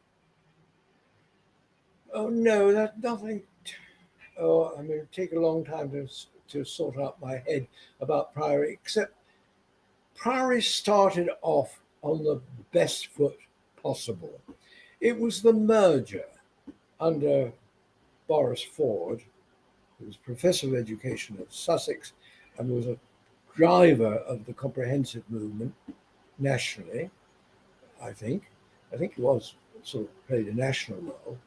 But Priory was a merger of Lewis Grammar School for boys, Lewis Grammar School for girls, and the Secondary Modern School in Mountford Road. Well, what do you think the balance of talent, skills, and education was of that institution? 2/3 a grammar school, 1/3 a comprehensive. A secondary modern. So Priory started off with a huge advantage over most comprehensive schools. Whether how much of that is retained, I don't know. But certainly, even when I was a governor and then chairman of the governors, but I was chairman of the governors for a particular reason at a particular time, and the existing governor, Delia Venables, felt that certain things about her background didn't equip her as someone from the world of business, if I could be called that, for what was looming on the horizon. And well, that would make at least another broadcast as long as this. And You're welcome back any time. It became known nationally as the Lewis History Controversy, with questions in the House of Lords, Lord Skidelsky being a local challenger. It appeared in the Black Papers, you name it. That was one. And two was the counties deciding to delay the rebuilding an extension of the school, which, let us say, I did my best to overturn that decision, and indeed it was overturned. And we got the school built on time. I have to say that it is anybody that I speak to who went to Priory School always have a great sense of pride. Yes. And I think that, I was lucky. I went to a school that's very similar, but it's not always that pupils remember their school fondly. But I almost without question, if somebody says that they've been to Priory, they say it with that great sense as I went to a special school. Well, certainly, my children were partly educated in Brighton and elsewhere for a variety of reasons, but they all spent their sixth form years at the Priory, and indeed, at least one of my children spent all their secondary years at the Priory. You now have, incidentally, 4 very high-flying young women from the Priory. You know about them? No, tell us. Well, Emma Tucker. Oh, yes, of course. She's just been appointed to the Washington Post. Yes, indeed. And in fact, she was the Sunday Times. Stuart Dolby has asked her to appear on this program. Oh, well, and her father, Nick, and her mother. I see her. Nick rides his bike still up the high street. He runs the Nicholas Young Society, the Music Society, and he was Don at Sussex. Then, in the same year, or plus or minus 1 year, there's Emma Tucker, Lucy Atkins, where you'll see her name on reviews in The Spectator and in the Times and the Sunday Times. She's a novelist in her own right, well regarded. She's also, I think, now professor of English at one of the Ivy League universities in America. That's number 2. Annabelle Abbs, her mother, walks past here quite often. She's a novelist, quite successful. And the last one is Miriam Darlington, whose nature notes appear in the Times every 4 weeks. I always say And they all- actually there is those hidden four- Lewis. There's a lot of people don't realise when they pass them in the streets just what interesting, successful, and even powerful people we have in this town. But those 4 girls are all either in the same year or 1 year plus or minus. With what? Well, one of my children was at the same time as them. Yes, And so this- you turn out a generation. Well, amazing, amazing. And Nick Tucker, quite rightly, grumbles that the school doesn't make anything of that fact. That these are 4 successful literary figures. Miriam Darlington also wrote a very well-liked book, which is always mentioned in the Times, called Owls. And it's the sort of, she writes beautifully, actually. Nice girl. And her mother, Shirley Darlington, again, walks past here. Well, there we are. Famous Oh. hotel and lots of famous people. So those people who are watching in Patagonia, take note. Peter, I'll tell you another famous person who spent a day in Lewes and came to St. Michael's Church, John Betjeman. Oh, did he? Yeah. Summoned by bells, yes. Tottered up the aisle. And of course, yes. Paul. And of course, you were a reader at St. Michael's for a number of years. Yes, I did. Yeah. And of course, we had, of course, the former Bishop of Johannesburg. Right. When he was kicked out by the... Right. What was his name? Um, He was the rector of St. Michael's. No, I didn't know that. Yeah. Public name. Yeah. Right, Peter, it's been fascinating. I'm going to let you go because I'm sure your bottom is getting sore sitting in that. But I think that you've opened up a real can of worms. I'm very proud to be part of Lewis, and I like to think that this very small but perhaps influential television operation is able to put out a lot of information about the town and about the people. So I would like you to, perhaps in a week or two, is to come back and tell us some more about the things that are happening in Lewis, that have happened in Lewis, because it's all very well, and I'm guilty of it, is 1264 and November the 5th are the 2 dates that kicked around.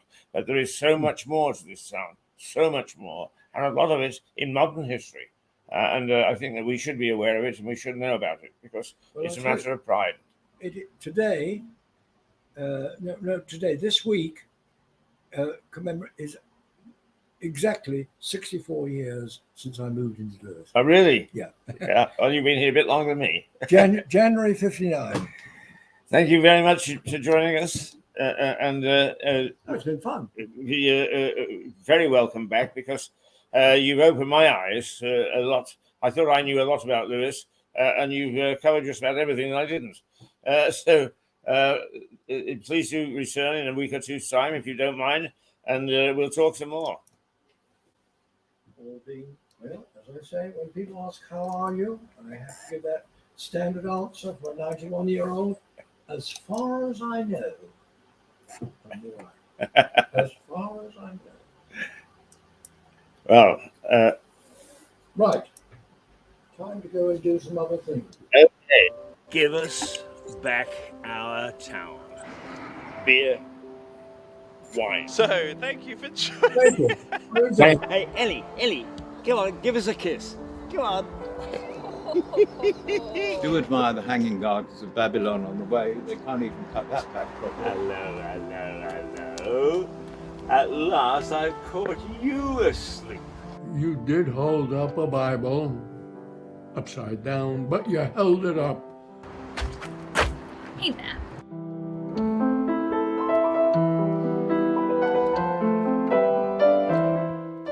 It is a massive, massive ball of uselessness. Oh, you can't say that.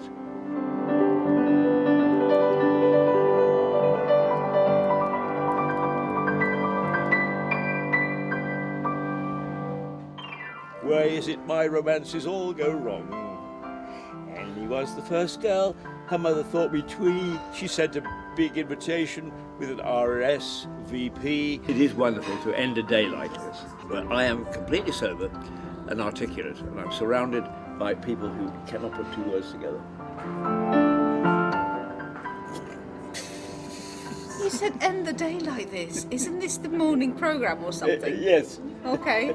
You're ending it already? Yeah, well, you've been drinking all day. All day? That's all right then. It is the morning programme, you know. Well, you will be drinking all day. Oh God, after this I will.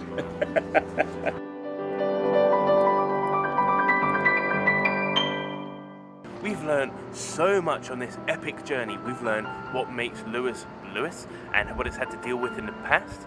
We've learned... What else did we learn?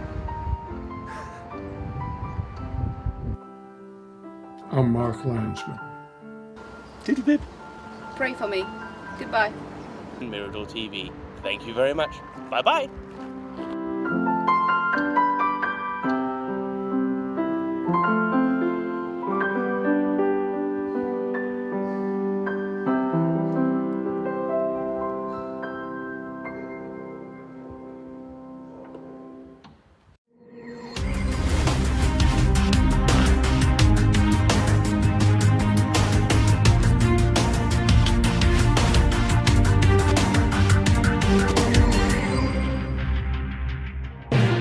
Hello and welcome to Mirador Television.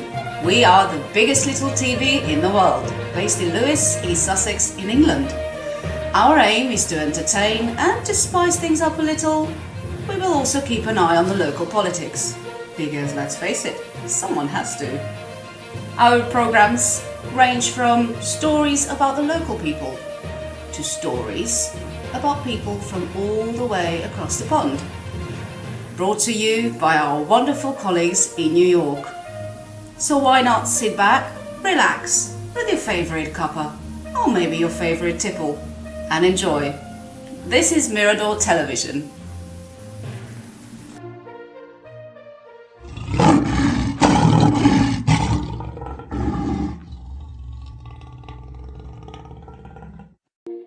For some peculiar reason, government seems to think that bigger is better. It doesn't matter. You can look at disasters around the world. If you want a really good example of bigger is not better, look at the old Soviet Union, which imploded. Huge, huge, huge. But the thought that we can do more, get more effective use of institutions, be they government or private, because they are bigger, seems to have settled so solidly in the minds of the bureaucrats that they can't actually mix and match. Of course, some things need to be big. Of course, some things need to have the capacity to handle international matters. But that is not true of local government.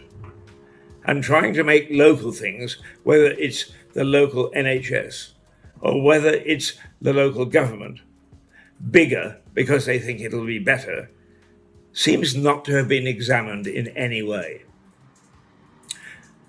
Lewes, this small town, merged its administration with Eastbourne.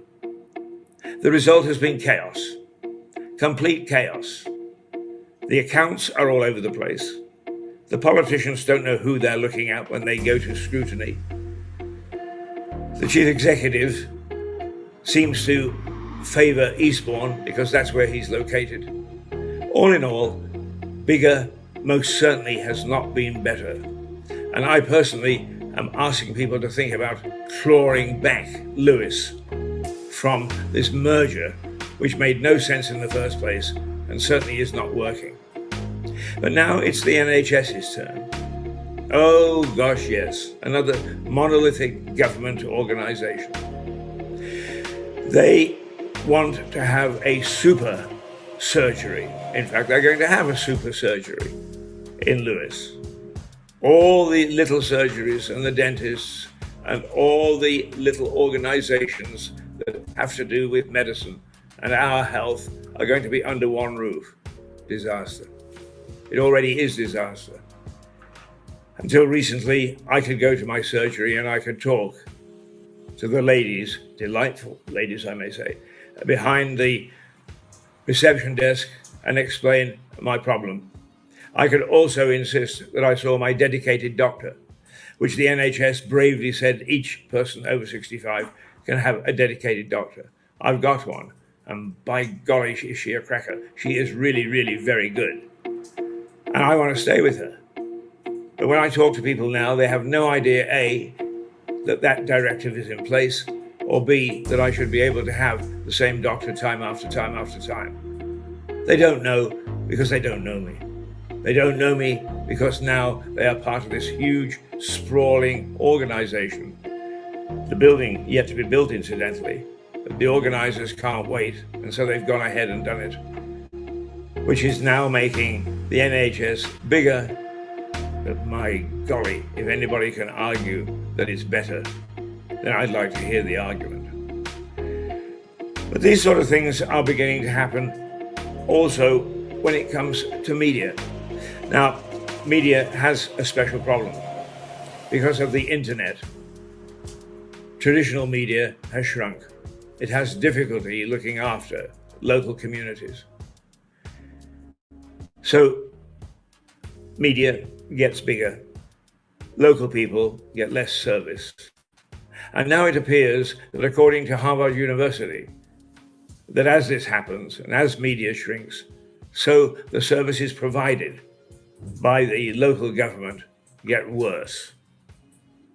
And not only that, to cap it all, as a badge of honor, the council tax rises. Well, that's very true of this particular district, Lewis district. But in checking with colleagues around the country, it's true wherever you go. Reform? Not bloody likely. The only suggestion is that this situation can be resolved by us getting even bigger. I have no idea who my county councillors are or what they do, even though they're located in my hometown. Bigger is better? Come on, pull the other one. It's about time that we said, let's start to look at micro pubs. Doing very well, thank you, because the big boys couldn't satisfy the needs of the punter, the drinker. That was reform. Pushed on the big breweries. And let me say, I see Harvey's as really a microbrewery. They're not one of the great big pompous chains that tell us what we should drink and where we should drink it, and buy public houses and then put impossible conditions on the tenants. No, I'm not talking about them. I'm talking about these huge conglomerates who actually, whether it's media or whether it's pubs, seem to think that bigger is better. Well, take a second look. Let's examine whether bigger is better. And if bigger turns out not to be better, then let's have reform going in the opposite direction. Let us get Lewis to be able to determine its own destiny. That is the democratic way. That is the right way, and not the way that the bureaucrats are doing it at the moment, which, as Mikhail Gorbachev said, one of the great mysteries of his political and public life is why Western European politicians are rushing to recreate the old Soviet Union. I made that charge against the EU. I hope I don't have to make it against my own country, against the UK. Bigger is better, but remember, you're watching television that is the biggest little TV in the world. Welcome to it. Keith Hayes, see you later.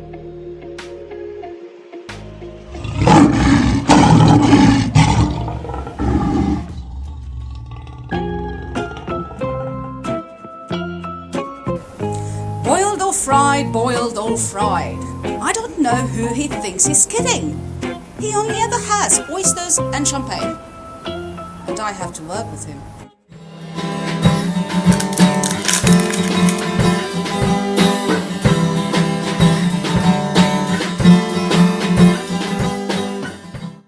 Well, good morning. It's Keith Hayes at Priory Park in Lewis, standing or sitting by Jenry, our mascot.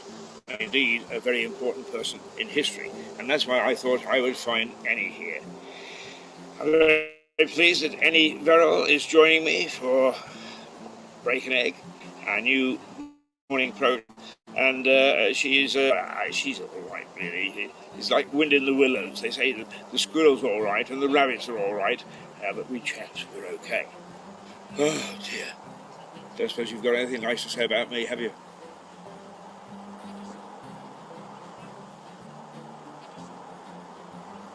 What am I supposed to say to that?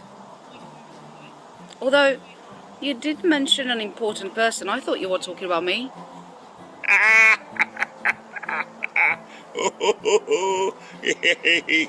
Yes. Thank you. I mean, she's a right little nag, you know. I mean, she gets after me for the slightest thing. Did you bring a pen? Oh, yes, I brought a pen. Well, it's a good job you remember because, you know, you have to work. I have to work with this woman day in, day out. I mean, can you imagine? No wonder. It's nothing to do with age, though I'm bald and looking as old as I do. Well, here I am to bring some youth into this program.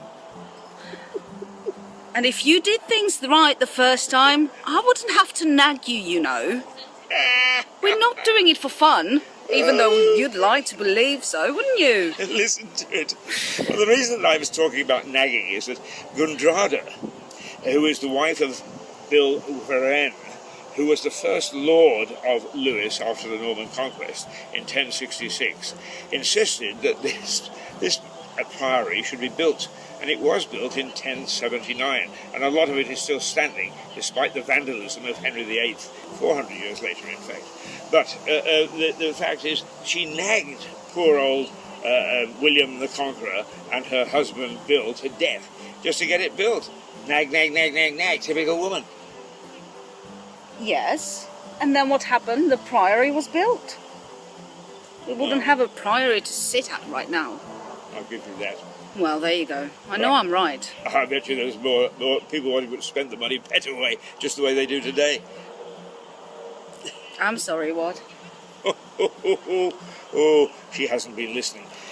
Whenever the government says it's going to spend $2 billion or so, there's always somebody that says, oh, they could have been better spent on. Well, they argue like you and I. You and politics. Blooming heck. You do get boring sometimes. Yes, I suppose so, but then we always have to have a little touch of politics, particularly at this hour of the morning when we're talking to the people of Lewis. What a way to wake up. Oh, yes, wake up to listening. If this is not Hayes going to wake you up. Talking politics.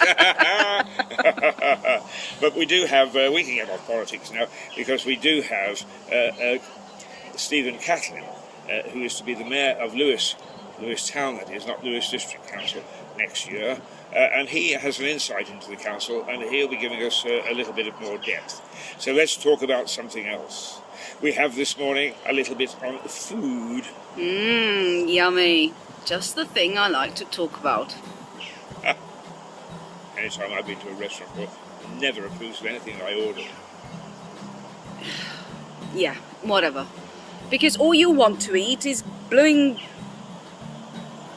watery stuff. I wouldn't be seen within a mile of water. You see how well she knows me. Just put a glass of water in front of me and I faint. I meant oysters, okay? I'm not posh enough to know these things. And I don't like them. Oh, listen to her. I'm posh enough to know what an oyster is. I'm not rich enough to like oysters. I have to say, I was with her when she tried her first oyster. Talk about comedy. I bet that wasn't a pretty sight. Well, she's right, I am an oysters and champagne man. And I just love oysters. And when I lived in Northern Ireland, we were just round the corner from a company which is now out of business, but known as Kewen Oysters. So I was able to go and get a dozen or so a day. But it's always said that oysters... don't say it. No, don't say it. But I've got to. No, it's too early for that. What, eating oysters? No, it's too early to listen to what you wanted to say. The owner was interviewed by a friend of mine who was the chief photographer of the Daily Mirror, Cyril Kane, who was known as the commander and a great character. And Cyril went down there and he said to Jasper Parsons, who was the man who ran the oystery, if that's what we call it, a fishery, and he said, "Is there any truth, Jasper, that in the saying that oysters make you feel frankly randy?" And Jasper said, no, not at all, Cyril. He said, there's no truth to it whatsoever. And Cyril said, "Are you married, Jasper?" He said, "Yes." He said, "How many children do you have?" 17. Oh, you don't find that funny? Well, feel better now? Oh, yes. Now that you mentioned your favourite topic. I must say it's never done that for me, but the champagne, the little bubbles get up my nose and I just love it. How about you? Champagne is good, but a Bloody Mary is even better. Ah, now tell us about the Bloody Mary. Who doesn't know a Bloody Mary?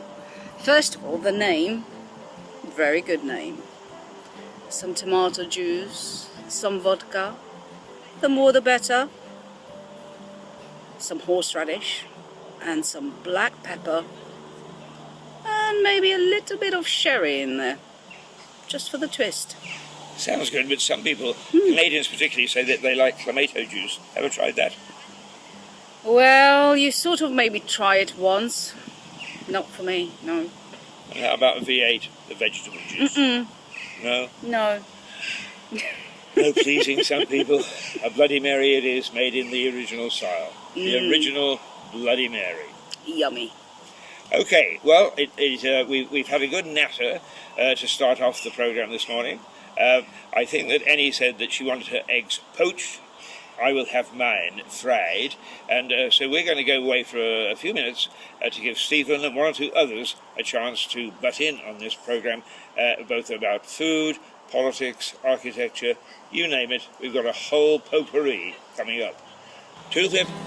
Goodbye. Well, yeah, there we go. Annie Verrill, who's now pursuing a career in law.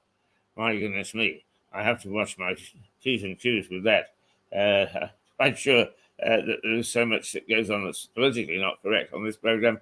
But one of the things that we are proud of is we are not owned by any big interests. We are not part of any big organization that tells us what we can do and what we can't do. And as a consequence, we do have a lot of alternative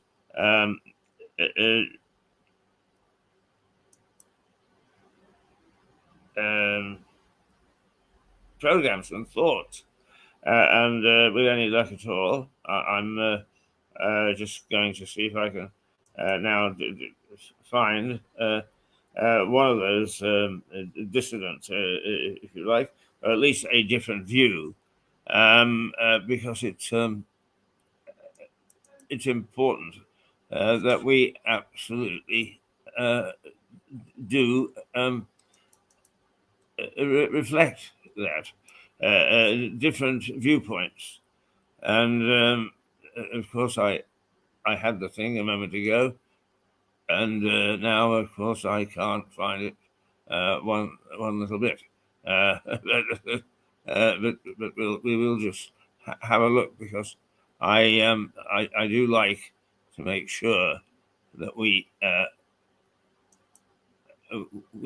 do reflect alternate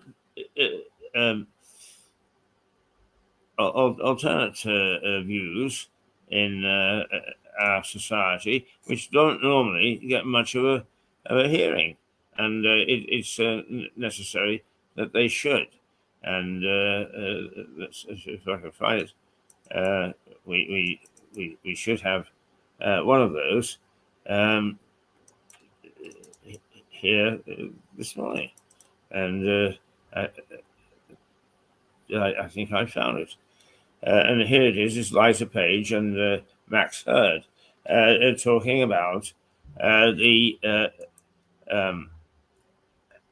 difference between old and young, and the difference in viewpoints. So let's, with any luck at all, can join them and find out what they have to say.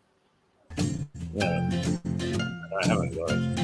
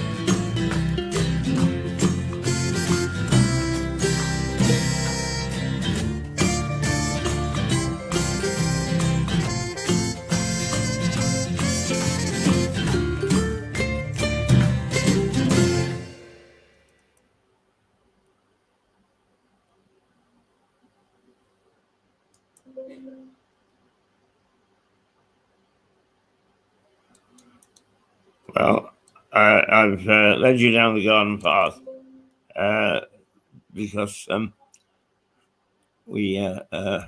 couldn't find the thing. I put it away very neatly this morning, and of course that was 2 hours ago, and I am completely incapable of finding it very quickly. So that will be for tomorrow. You can look forward to Liza Page and Max Erd having a little natter and seeing things from a totally different point of view. And it is important, as I say, to do that. But one of the other things that will happen tomorrow is that in the evening, hang on, where am I? Yes, we're into. Are we on Wednesday or Thursday? I can't remember. It's on Friday. On Friday, that Vince Cable is coming in and will be interviewed by Liza in front of a roaring fire at the White Hart, and we'll hear his response to, as a senior politician, to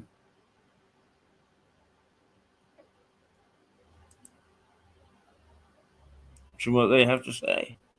And I just don't understand half the time why I can find these things when I don't want them, and I can't find them when I do want them. And isn't that always the truth of the matter? And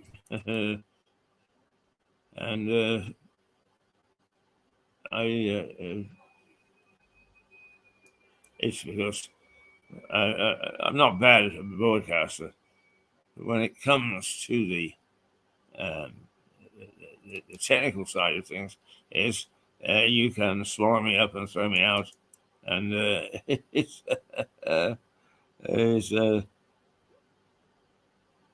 I just don't understand half of what goes on, and it's my age. It's age. It is age, and it is. We have a wealth of stuff here. It's just trying to sort out where it is in the system, and that is always a problem for me. It is always a problem for me, and I have to keep talking to you while I'm trying to find some of the things which we should.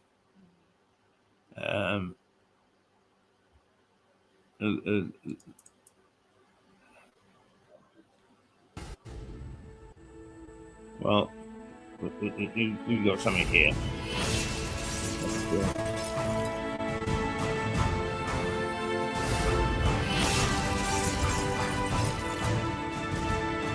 It's all right. The program's almost over. 10 minutes left.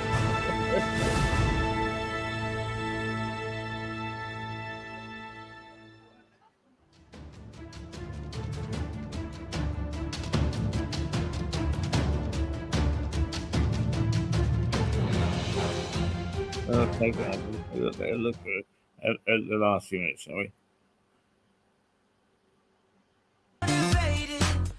By a mix of emotion, got my statement, and I'm reading it slow so I can understand it fully. Appreciate my standing, go out of this world and right on time. Oh, never in my life have I seen the sky light up like this. I'm far away from Earth and I wanna know if you exist. Paul Miles is the authority on Tom Paine, not just in Lewis, but throughout the English-speaking world. What he doesn't know about Tom is not worth knowing. But he does have other little tidbits tucked away as well.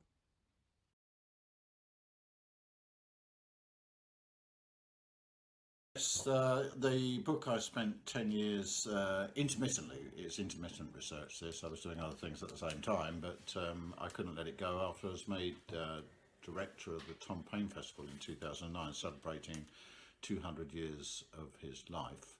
It was 200th anniversary of his death actually, but everyone wanted to do something in Lewis about that because he lived here for 6 years.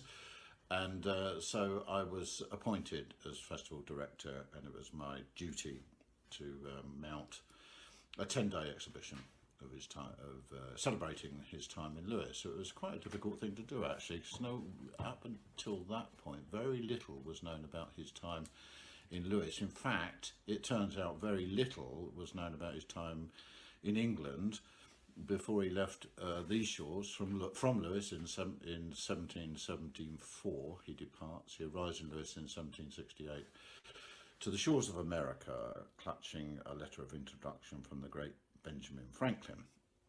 So we did find out some things, and we wrote a little book. I co-authored, I published, edited and co-authored with Dr. Colin Brent and Deborah Gage, who's a direct descendant of Sir Thomas Gage, who was Commander-in-Chief at the time the British lost America to the War of Independence, as it were. So three points of view. Colin deep in as much as it was known then about Lewis. He's very the local eminent historian. Me, just come off a degree in psychology, so I had an inquiring mind. I was trained at the time to inquire, if you like, in a forensic way. And Deborah, who writes a very good essay about her ancestor, and is included in the book. So, but there was a missing bit. Was Paine wrote the case of the officers of excise while he was here, and 4,000 copies were printed of that. And all the accounts were that he was rabble-roused by members, other officers. He was an officer of excise here, and he was rabble-roused to do this thing. But a member of the Thomas Paine Society, just deceased, had written a little book some years before about this, where he claimed Paine couldn't possibly have done that, actually. He probably couldn't do it now. Get the signatures of 3,000 officers of excise on a petition and write this case, which is the argument to laying out the corruption within the excise service and the way their wages have been frozen for 100 years by law, and they observed the inflation, the rise of money in the country, like a map of Peru, Paine says. So anyway, the signatures were missing. And I started working with the university on this, and we digitised the local newspaper, and I used to take students under my wing and go to the National Archives and fish around in the treasury boxes with uncatalogued material. And I found some signatures. I found 2 lots of signatures from officers, predating Paine's writing of the case by 4 years. And so there were clues were starting to, this was a very important clue. Clues were starting to emerge, but it was quite difficult to put it all together. And I had to put it to one side for, because I couldn't quite see the picture. And it was only actually when I gave up the doctoral study, because that didn't seem to be getting me there. It was too wide a thing. I wanted to do this specific thing, how did this happen? And it was only actually by writing it, the story came together in my mind. The clues started to click together, the logic started to make sense. And I checked it out with Bill Speck, probably the senior radical historian at that time, sadly deceased, lost poor Bill. And Professor Richard Whatman of the University of St Andrews, who's taken on that mantle of the most senior radical historian in the UK and up there ranking in the world. So they checked my work as I went, and signed it off, as it were, as a valid piece of writing. And I published under the Thomas Paine Society last year. And it's been out there, available for sale all over the world now. I've given several talks here and there. London, Benjamin Franklin's house, Thetford, his hometown, here in the Keep, here in the town. Historical Society is slowly getting out there, but I just got a review in by Jet Connor of the Journal of the American Revolution, where he marks it 9 out of 10 and marks it as filling in that missing bit, or some of that missing bit. Very hard to find these clues. Richard Whatmore said it described the rise of Thomas Paine, because that was the research question, really. How could someone very ordinary, in 6 short years that he was living in Lewes, come from here as a lowly officer of excise, and just 6.5 years later, he wrote Common Sense, or was jockeying up to write that, which changed the world and caused, almost directly, gave the North American colonists the confidence to go to war. Well, I'm sorry about the low sound there. We are coming to the end of since you can tell my voice has been working overtime this morning for almost 3 hours, so it is time to say toodle pip. Vince Cable tomorrow, and possibly we are trying to get hold of Robert Hardman, who is the royal biographer and who is going to be in Lewes on the weekend to talk about his book. That's at the All Saints Centre. It is starting tomorrow. It's starting Friday. I really have got lost this week. It's starting on Friday. I think it's tomorrow. Is the Lewes Book Festival. And Mark Rattray, who organises it, does an excellent job in getting an all-star cast. So if you need only go to one, you don't have to go there for all day. It's on Friday, Saturday, and Sunday with a whole lineup of excellent speakers. So it is time for us to say toodle pip, and I look forward to seeing you tomorrow morning. Interesting, Peter Metier, and some of the things that he generated and has done some good works here in Lewes, quite often unsung. All right, Keith Hayes, Mirador Television, toodle pip, see you tomorrow.